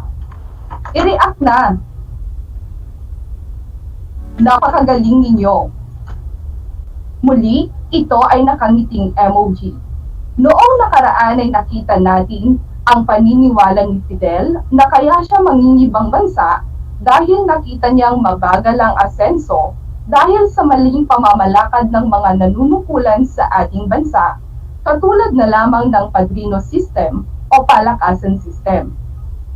Pang-4 na bilang, hindi tumutol ang pamilya ni Fidel sa kanyang pagnanais na mangibang bansa. I-react mo na! Mahusay! Ang ating sagot ay malungkot na emoji. Dahil mula sa dula ay nakita nating ang buong pamilya ni Fidel ay tutol at ayaw umalis ang kanilang ama, mas pinili nilang makasama ang kanyang ama kaysa sa mas marangyang pamumuhay na naghihintay sa kanila sa kanyang pag-alis. Panghuli, dahil sa pagdadalang taon ni Ligaya, kaya't pinili ni Fidel na wag nang mangibang bansa. I-react mo na! Muli ay tama ang inyong kasagutan. Ito ay nakangiti sapagkat isa sa dahilan kaya hindi natuloy ang balak ni Fidel na mangibang bansa ay dahil sa magandang balita ng kanyang kabiyak na siya ay nagdadalang tao. Salamat sa inyong pakikibahagi sa ating unang gawain. Tunay ngang nauunawaan ninyo ang inyong naging talakayan. Sa pagkakataong ito, ay dadako na tayo sa ating paksa. Sa araw na ito ay tatalakayin naman natin ang pagbabagong nagaganap sa kahulugan ng salita sa pamamagitan ng pagbabago ng estruktura nito. Ang talakayang ito ay iikot sa tinatawag nating morphema. Ano nga ba ang morphema? Ang morphema ay ang pinakamaliit na unit ng salita na nagtataglay ng kahulugan. Ito ay may iba't ibang anyo at uri na kung saan ito ay ating iisa-isahin ngayong araw upang higit nating maunawaan. Bakit nga ba nagbabago ang kahulugan ng isang salita kapag nagbabago ang istruktura nito? Simulan natin sa anyo ng morphema. Ang morphema ay may tatlong anyo. Una ay ang morphemang ponema o makabuluhang tunog. Ito ay binubuo lamang ng ponemang o at a na may kahulugang taglay na nagpapakita ng kasarian. Halimbawa ay ang mga sumusunod. Doktor, doktora. Propesor, propesora. Abogado, abogada.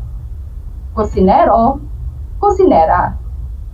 Sa mga ibinigay na halimbawa, ay makikita natin na nagbabago ang kahulugan ng salita kapag nababago ang ponema nito mula sa ponemang o at a na nagpapakita sa pagbabago ng kasarian ng pangalan.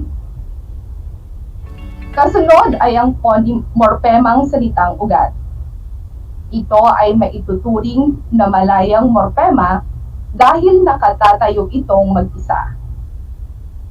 Ang mga halimbawa natin ay dagat, takbo, hiram, puti, sulat, linis, bata, at galaw. Ang mga salitang ito ay mayroon ng taglay na kahulugan, ngunit subalit nababago ang kahulugan nito kapag dinadagdagan natin ng kasunod na anyo ng morphema. Katulad ng ating nabanggit, sa pamamagitan ng ating huling anyo ng morphema na morphemang panlapi, ay nababago ang kahulugan ng ating morphemang salitang ugat. Ang morphemang panlapi ay ikinakabit sa salitang ugat na may kahulugang taglay na matatawag ding di malayang morphema dahil hindi makatayong mag-isa. Halimbawa ay ang mga panlaping ma, an, maka, at marami pang iba.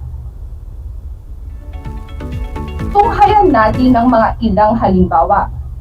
Makikita nating nagbabago ang kahulugan ng salita sa pamamagitan ng pagdaragdag ng panlapi, kung saan mula sa panlaping ma na nangangahulugang pagkakaroon ng katangiang taglay ng salitang ugat. Kapag ikinabit natin ito sa salitang ugat, na bait, ito ay nagiging mabait na nangangahulugang ang isang paksa ay nagtataglay o mayroong kabaitan. Ikalawang halimbawa, mula sa panlaping na nangangahulugang pagganap sa kilos kapag ito ay dinugtong sa salitang ugat na awit ay nagiging umawit na nangangahulugang gumanap sa pag-awit. Isa pang halimbawa ay mula sa panlaping an na nangangahulugang lugar na pinaglalagyan kapag idinugtong sa salitang ugat na aklat ay nagiging aklatan na nangangahulugang lalagyan ng mga aklat. Ang huling halimbawa ay ang panlaping maka, na nangangahulugang hilig o katig na kapag isinama sa salitang ugat na BTS ay nagiging maka-BTS, na nangangahulugang mahilig sa BTS. Sa pagkakataong ito ay nais kong subukin ang inyong natutuhan ukol sa ating tinalakay na paksa batay sa anyo ng morpema. Pagbibigay ako ng ilang salita at tutukuyin kung anong anyo ng morpema ang makikita rito. Mangyaring ibahagi ang inyong kasagutan sa ating chat box habang kayo ay nanonood ng ating live broadcast o isulat sa papel o journal ang inyong kasagutan. Kung kayo ay kasama naman natin sa ibang platform ngayong hapong ito. Handa na ba kayo? Narito ang ating mga salita. Kusinera, araw, mag, husay, sipag, ma, panadero, doktora, maka, at panghuli ay ang talino. Bibigyan ko lamang kayo ng 10 segundo sa gawain ito. Ano pang hinihintay mo? Magsimula ka na.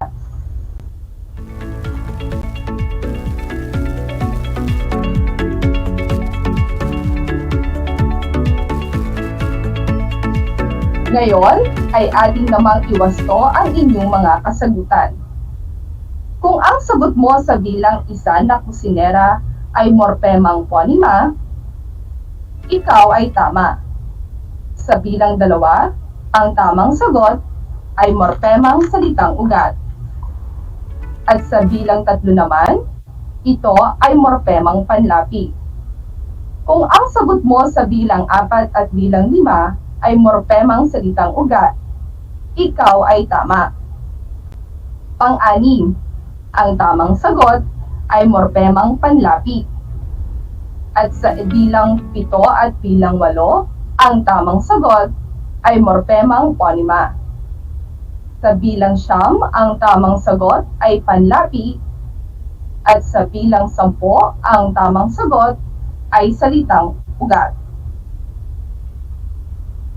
Sa pagkakataong ito ay talakayin din natin ang pagbabagong nagaganap sa kahulugan ng isang salita sa pamamagitan ng tinatawag nating morpemang derivasyonal at morpemang inflectional. Derivasyonal na morpema. Nagbabago ang kahulugan nito dahil sa pagkakabit ng iba pang morpema o affix. Pansinin ang pagbabagong nagaganap sa salitang tubig. Ma plus tubig ay matubig. Ang panlaping ma ay nagtataglay ng kahulugang may katangian, kaya ang pinagsamang ma at tubig ay nangangahulugang maraming tubig. Tubig plus an. Ang an ay nangangahulugang ang lugar ay kakikitaan ng maraming bagay na tinutukoy sa salitang ugat. Sa makatuwid, ang tubigan ay nangangahulugang lugar ng maraming tubig. Pa plus tubig. Ang panlaping pa ay tumutukoy sa isang bagay na ang gamit ay para matupad o maging makatotohanan ang diwang isinasaad sa salitang ugat. Kung gayon, ang patubig ay nangangahulugang paggamit ng tubig para maisakatuparan ang isang bagay. Mag, tu, plus tubig. Ang mag ay nagsasaad ng kilos o bagay at nakabubuo ng pangalang tumutukoy sa taong ang gawain o hanap buhay ay ang kilos na isinasaad ng salitang ugat. May pag-uulit sa unang pantig ng salitang ugat. Kung gayon, ang magtutubig ay nangangahulugang taong nagsasagawa ng patubig. Sa bahaging ito ay nakita natin ang pagbabago sa kahulugan ng isang salitang ugat, katulad ng tubig dahil sa paggamit natin ng iba't ibang panlapi. Natapos na tayo sa derivasyonal na morpema. Dumako naman tayo sa inflectional na morpema. Ito ay hindi nagbabago ang kahulugan ng mga salita o morpema kung kinakabitan ng iba pang morpema o affix. Dito ay malalaman natin kung ang salita ay natapos na, nag-umpisa na, o nagpapatuloy o mag-uumpisa pa lamang. Halimbawa, kumain, kumakain, kakain. Ang kahulugan ng isang salita ay nababago rin batay sa panahon ng kaganapan nito. Mula sa halimbawa na nakita natin na ang kumain ay nagsasaad ng kilos na natapos na. Ang kumakain ay nagsasaad ng kilos na ginagawa pa lamang. At ang kakain ay nagsasaad ng kilos na magaganap pa lamang. Ang mga inflectional na morpema ay tumutukoy sa tungkuling panggramatika o grammatic function. At ang derivational na morpema naman ay may karagdagang semantika. Kaya ng ating aralin ngayong araw, sana'y naunawaan ninyo na nagbabago ang kahulugan ng salita dahil sa iba't ibang anyo at uri ng morpema na ating tinalakay. At para sa ating pabaong gawain ngayong araw, mangyaring sagutan ang gawaing isa sa pagtataya ng aralin na makikita sa pahina 59 ng compendium at gawaing 2 sa pahina 26 ng inyong learning activity sheets para sa markahang ito, kung saan pipiliin sa loob ng kahon ang salitang kukumpleto sa pangungusap. Kakaipaliwanag sa linya ang kahulugan nito batay sa pagbabago ng istruktura ng salita. Halimbawa, para sa bilang 1 hanggang bilang 3, piliin sa kahon mula sa mga salitang araw, araw-araw, at bungang araw. Ang kukumpleto sa pangungusap at ipapaliwanag ang kahulugan sa linya. Para sa bilang 4 at 5, ay gagamitin naman ang mga salitang bago at pabago-bago. Sa bilang 6 at bilang 7 naman, ay sakit at pasakit. At para sa huling mga bilang, ay ang mga salitang dalaga, dumadalaga, at dalagang ina. Isulat ang inyong kasagutan sa journal, kwaderno, o mismo sa learning activity sheets depende sa panuntunan ng inyong guro. Ang inyong mga kasagutan ay ipapasa sa susunod na pasahan at bigayan ng module depende sa schedule na itinakda ng inyong paaralan. Lagi nating tatandaan ang ating mga safety protocols kapag tayo ay kumukuha ng module, katulad ng tamang pagsusuot ng face mask at face shield, physical distancing at paghuhugas ng kamay o sanitation. Bago tayo tuluyang magtapos, ay muli nating balikan ang mahalagang tala sa ating talakayan ngayong araw, kung saan ay natunghayan natin ang kahulugan ng morpema. Ang morpema ay ang pinakamaliit na unit ng salita na may taglay na kahulugan. Nabigyang pansin din natin ngayong araw ang mga pagbabago at kahulugan ng salita sa pamamagitan ng pagtatalakay natin sa 3 anyo ng morpema na morpemang ponema na kinapapalooban ng ponemang a at o, morpemang salitang ugat o malayang morpema, at morpemang panlapi o di malayang morpema. Tinalakay din natin ang morpemang inflectional at morpemang derivational. Sana ay naging malinaw ang ating talakayan ngayong araw. At para sa kabuuan ng ating aralin, mayroon ba kayong mga katanungan? Ang mga katanungan ay maaari ninyong ipadala sa inyong guro sa Filipino upang mabigyang linaw ang mga ito. At bago tayo magtapos, Nais ko munang basahin ang ilan sa mga komento ng ating mga mag-aaral at isa na dito ay ang komento ni Marie Chris Damaso mula sa Tagumbao National High School na nagsabing, "Hello ma'am, mas naliwanagan na po ako ngayon kung paano nababago ang kahulugan ng isang salita sa pamamagitan lamang ng pinakamaliit na unit ng salita." Salamat Marie Chris. Dumako naman tayo sa isa pang komento ni Dustin Bugayong na mula pa rin po sa Tagumbao National High School na nag-iwan ng komento na mula sa aralin na ito ay naliwanagan ako na dapat tayong maging maingat sa ating pagbigkas ng salita dahil maaaring mabago nito ang kabuhang kahulugan ng nais nitong sabihin. At panghuli ay ang komento ng ating isang mag-aaral na si John Franz Lorenzo na nagsabing, "Ang gandang pag-aralan ng asignaturang Pilipino sapagkat mula sa salitang ugat ay maaari pala tayong makabuo ng panibagong salita na may ibang kahulugan." Salamat sa mga mag-aaral na nagbahagi ng kanilang mga natutuhan sa aralin ito.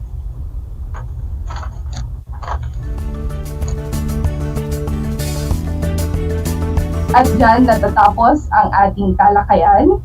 Naway ang lahat ng aral na napulot ninyo ay maisasagawa at maibabahagi sa iba. Maraming salamat sa inyong partisipasyon mga kapantas. Ikinagagalak kong nakasama kayo sa araw na ito. Muli, ako si Ma'am Abigail V. Vicente, ang inyong teacher broadcaster sa Filipino 9. At ang sumulat ng script na ito ay si Ma'am Veronica J. Ramos at ipinagtibay naman ni Dr. Roland D. Galamay, dalubgro ng Corazon C. Aquino High School. Laging tandaan, walang ligaya sa lupa na hindi dinidig ng luha. Ang pag-aaral ng mabuti, ang susi sa ating magandang kinabukasan. Hanggang sa muli!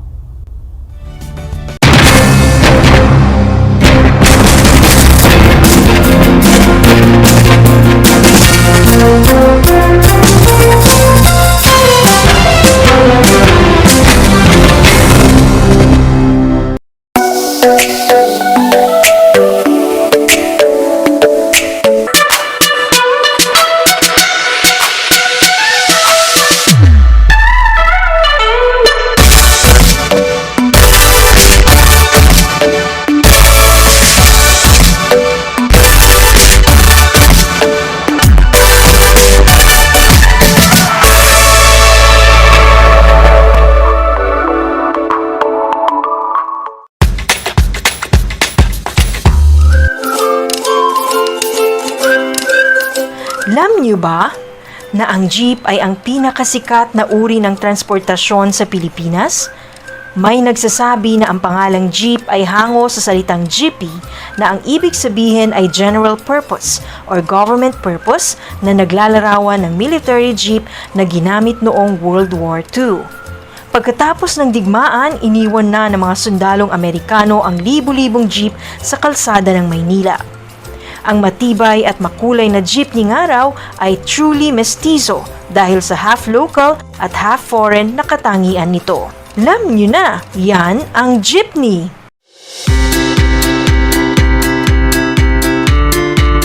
Upang matugunan ang mga kinakaharap na pagsubok ng mga guro at mag-aaral sa gitna ng kasalukuyang pandemya, nagsanib tulong sina Congressman Charlie Cojuangco ng unang distrito ng Tarlac, DEPED Region 3 Regional Director Dr. May B. Eclar at Tarlac Schools Division Superintendent Dr. Ronaldo Pozon para sa isang napapanahong proyekto na tinaguriang Project Shine, Aral TarlakHenyo. ang mga mag-aaral ng Grade 4 at Grade 5. Ganon din ang Grades 8 and 9 sa buong probinsya ng Tarlac. Kasalukuyang sumasailalim sa radio-based instruction. Katuwang ang himpilang DZTZ 828 kHz AM at RTV Tarlac, Channel 26. Ang Tarlac po nangunguna po ngayon pagdating po sa radio-based instruction. Marami pong humahanga sa atin. I'm very happy this station, itong DCTC, could reach the whole of Region 3. Hindi natin alam, we are contributing. We are creating a very big dent in the history of Philippine education. And I am proud. I am here in Tarlac. This is the noble cause of education in which you and I, without you knowing it, we are bound to do.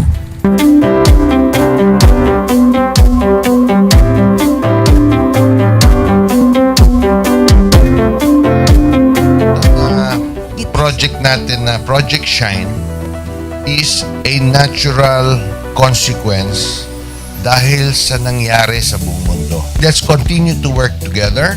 I think it's very Filipino to practice bayanihan in anything or most of the things that we do. And this is a manifestation of that. No? We have private sector, we have DEPED, we have local government, all working together. And I hope the parents of some of these children, especially the parents that did not graduate from school or hindi nakapag-aral nung sila ay bata, sana naman gamitin na nila itong opportunity na mag-schooling na rin sila kasama ng mga anak nila para mag-bonding pati ang mga magulang sa mga bata. I look at this as doing God's work. Diba? So if you do God's work, it feels right. It's righteous. It's for good, not for evil. Good morning and happy learning, grade 4.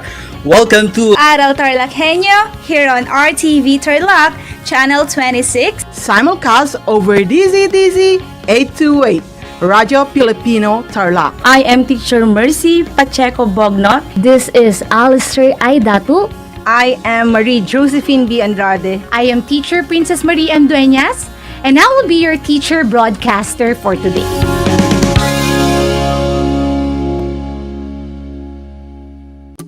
Kumusta mga giliw kong tagapakinig? Nagbabalik ang inyong paaralang panghimpapawid. Aral TarlakHenyo sa RTV Tarlac, Channel 26 at sa bayang naririnig sa DZTC 828 Radyo Pilipino Tarlac. Tayo rin ay napapanood sa FB Live ng RTV Tarlac Channel 26. Sumasahimpapawid mula sa bayan ng Pura Tarlac, mula sa bayan ng San Clemente, mula rito sa Puro Elementary School, Pura Tarlac, sa bayan ng Kapas Tarlac. Ako, ang inyong guro, na maghahatid sa inyo ng makabuluhang pagtalakay sa ating aralin.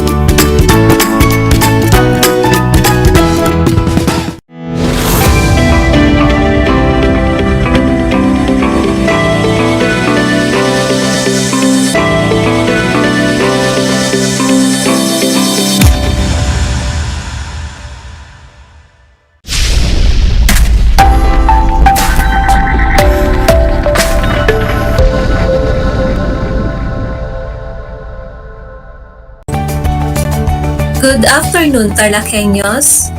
Welcome to Aral TarlakHenyo with RTV Tarlac Channel 26. Simulcast on DCTC, Radyo Pilipino Tarlac. Live here at Tarlac City. I am Joan G. Lopez, your speaker for today. Join me this afternoon in a meaningful journey of exploring Project Simple. Before we start, I want you to find a comfortable place to stay. Avoid noise. Then, check your headset or headphone if they are functioning well to hear our discussion clear. If you have any questions, you can type them on our comment section in FB Live. Yesterday, we already finished the demonstration on how to create a quiz and an exam. Today, the demonstration is about how the student can use the project Simple. Let's begin.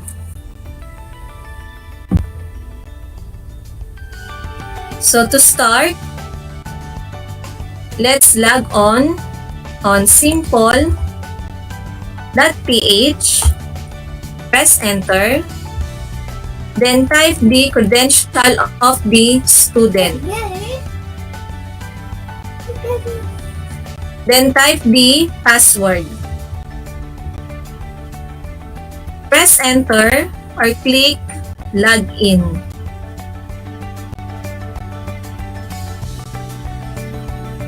So this is the account of a student named CCG. From the right, we have the drop-down list or the upside-down triangle. For the iProfile, user guide, change password, and log out. We have also the notification icon.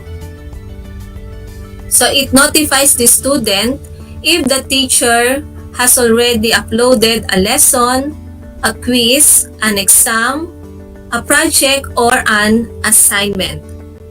We have also the message icon. So for the message icon, we can, or the student can chat her classmate. For example, we have the Garcia Gendler.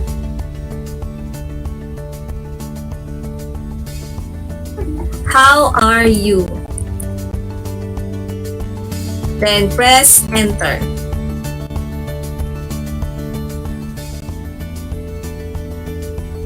Next, from the left side, we have the dashboard, My StudyMate, iTrack, NBE, download activities, upload answer from offline, upload question from offline.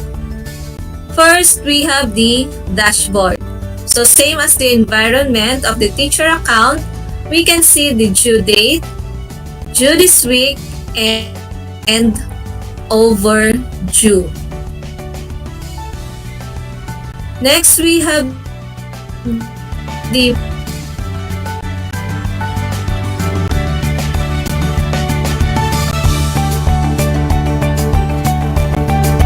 For My StudyMate, select the year or term.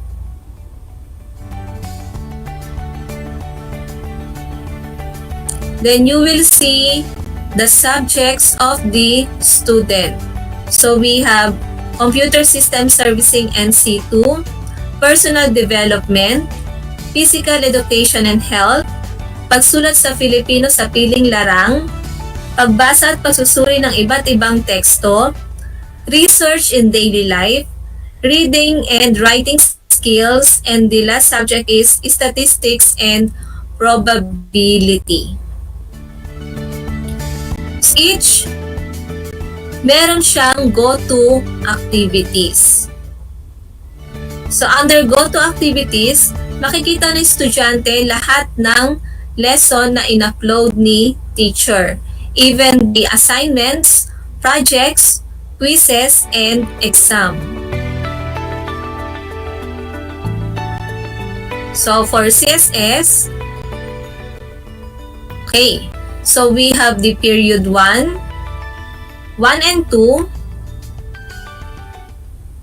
type, exam, lesson, project, assignment, and quiz. And this is the title.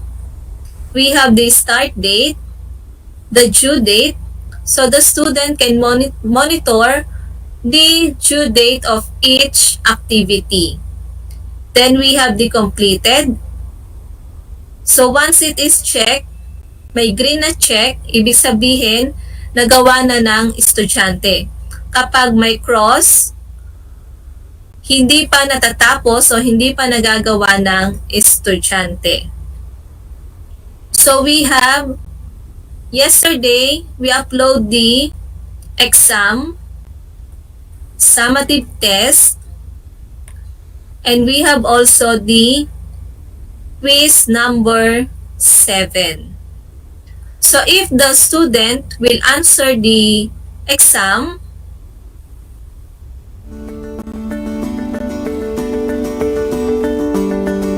for example, CCG will answer the summative test, click open,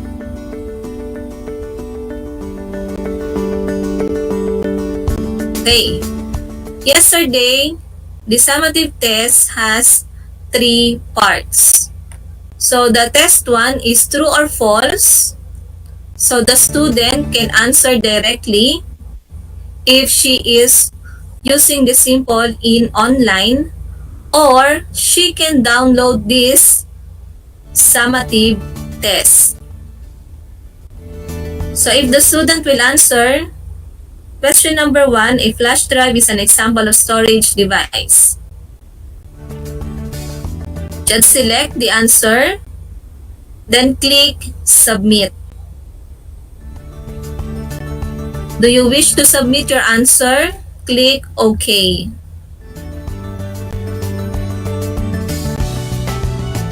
Next, for the part 2 or test 2, fill in the blanks. The question is, it is an output device that displays the content of the computer. Monitor. Click submit again. Click OK. Then click OK. Next, test 3, enumeration. So take a look, it is teacher to check. So ibig sabihin si teacher ang mag-check. Input devices, mouse, keyboard. For example, 2 lang yung sinagutan niya. Click submit. Do you wish to submit your answer? Click OK. Okay, this part of exam has been successfully submitted to your teacher. Click OK. The exam is now finished. Click OK.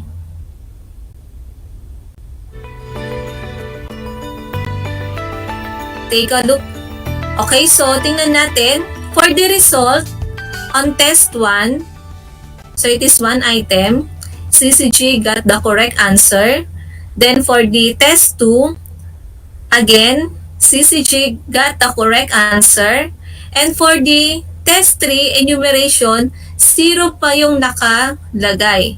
Bakit? Dahil si teacher ang mag-check, siya ang magbibigay ng score.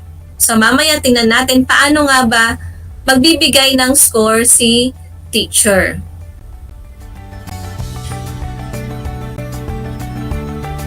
Ngayon naman, tingnan natin kung paano magda-download ng isang activity. For example, is the quiz number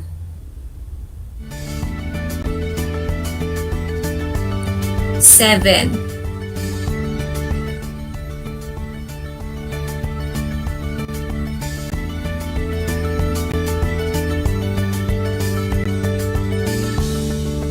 Okay. So, halimbawa, ako yung estudyante na naglo-load lang ng 50 pesos in a week.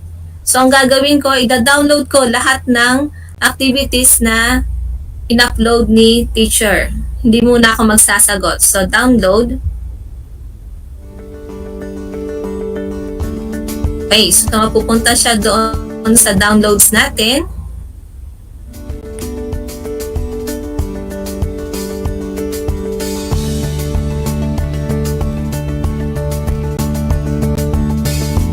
Ito yung dinownload natin na quiz. For example, magsasagot na si estudyante. Quiz number 7. So, open lang. Pwede niyang buksan ito kahit wala siyang internet connection. For example, magsasagot. It is an example of input devices. So, I will choose keyboard. Then, click submit. So, dahil offline, may lalabas ulit na file. So, this file, ito yung i-upload natin once na tayo ay magsasubmit na ng answer kapag online na tayo.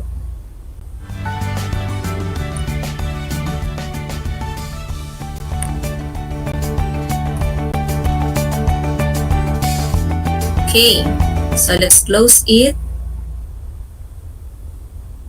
Ngayon, tingnan natin yung side ng sa teacher.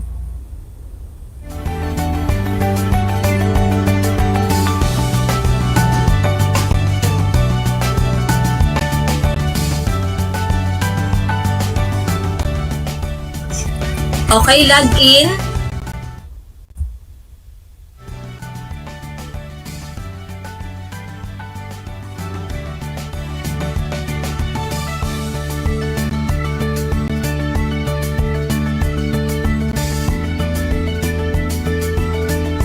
Okay, mapapansin natin may notification na na-receive si teacher. So, CCG Peralta Mejia has submitted a new activity in CSS 11 summative test. And CCG Peralta Mejia has submitted a new activity in CSS 11 trial. So, dito tayo sa summative test. Okay. So, ito yung sinubmit ni CCG. Grade 1 of 1. So, ito yung score na nakuha niya sa test 1.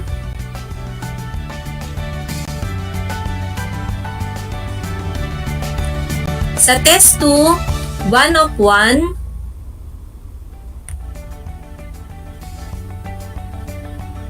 And for the test 3, ayan. So, dito tayo. 5 ang hinahanap sa enumeration na input devices, pero ang nasagot lang ni CCG ay 2. So, i-check natin yung sinagot niya, mouse, keyboard. Kung ito naman ang nakalagay dito ay monitor, kahit na hindi natin i-tick yung box. So, i-tick lang natin yung box kapag tama ang sagot ng estudyante. So, mouse and keyboard. So, we can save. Save grade. Okay.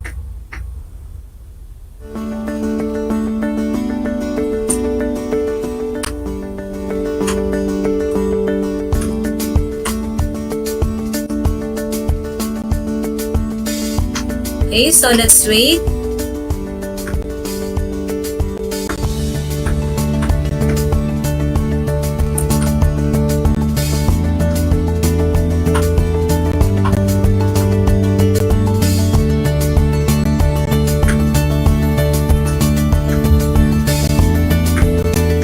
Click OK.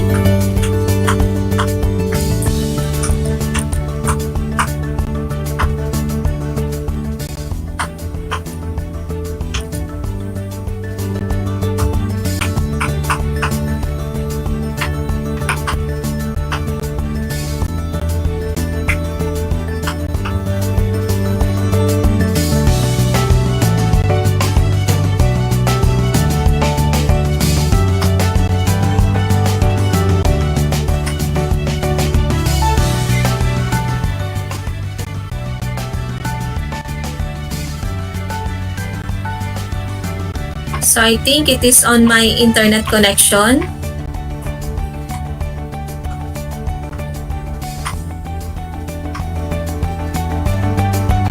Okay, so let's proceed on the side of the student.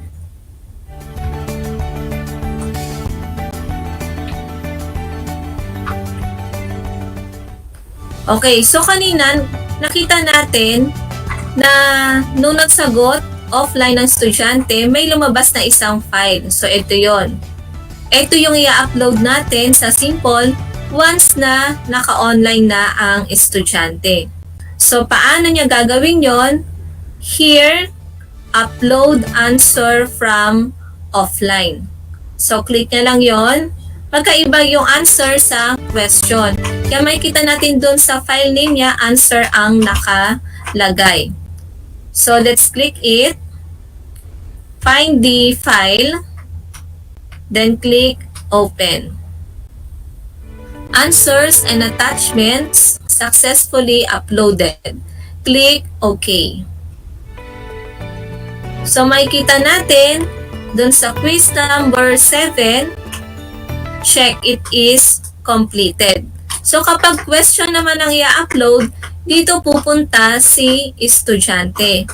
Ngayon, itong download activities, pag kinlik natin, ito yung mga activities na naka-due for this week. Ibig sabihin, ang madadownload dito, mga activities na naka-due this week. It can be a lesson, assignment, project, quizzes, or exam. So, let's click.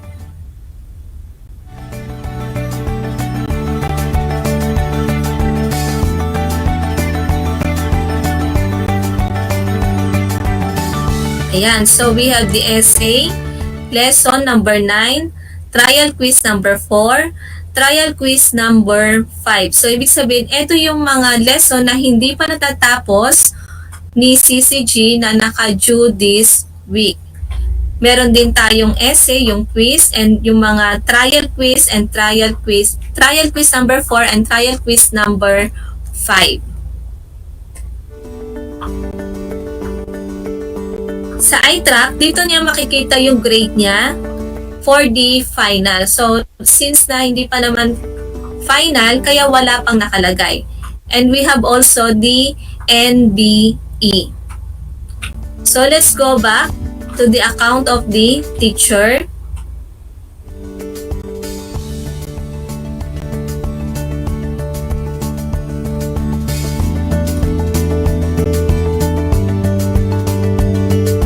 Okay, I'll try to log out in CCG's account.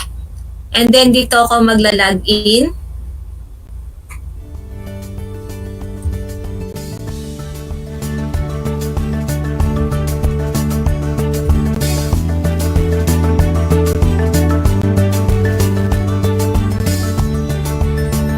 Okay, so let's see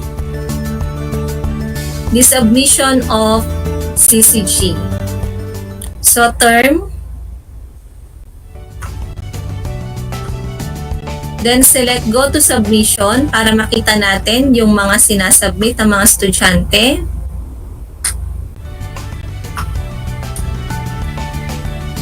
Then, we have the summative test. Okay, so ito yon, summative test.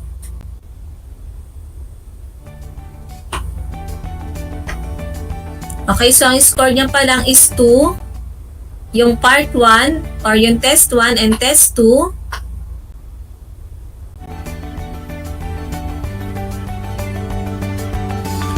Okay, so for the test 3, let's try to save.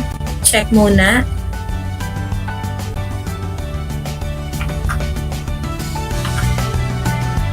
Okay, activity graded. Ayan.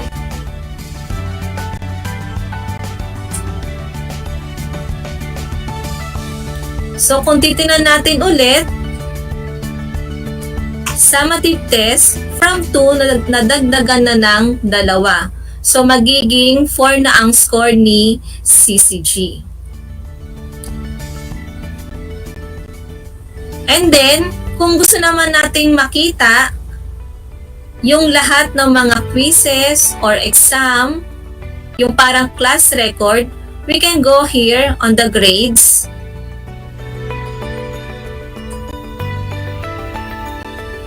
Select year or term. Go to class grades. Okay. So let's find Mejia. ito yung mga score niya. 4, yung ikalawang 4, under sa exam number 2, ito yung nakuha niyang score sa summative test. And then yung quiz number 7 kanina, na ginawa niya offline, tapos sinubmit niya nung nag-online siya, ang nakuha niyang score is 1. So, by using simple, pwedeng ma-check automatically or manually ang mga sinasubmit ng mga estudyante na activity, quizzes, assignment, or project. So, tatandaan, sa side ng estudyante, pwede niyang i-download yung mga activities para mabasa niya offline or masagutan niya offline. At once na nag-load na siya ulit, maaari niyang i-upload yung mga questions and answers from the activities. And also, on the account of the teacher, mamomonitor niya yung mga grades, yung mga scores na nakuha ng estudyante at ito ay naka-record sa simple. So as my demonstration is about to end, I hope you learned something new. I want to share a quote from Bill Gates. The advance of technology is based on making it fit in so that you don't really even notice it. So it's part of everyday life. Once again, I'm Joan G. Lopez na nagsasabing keep safe always and have a good day. Thank you.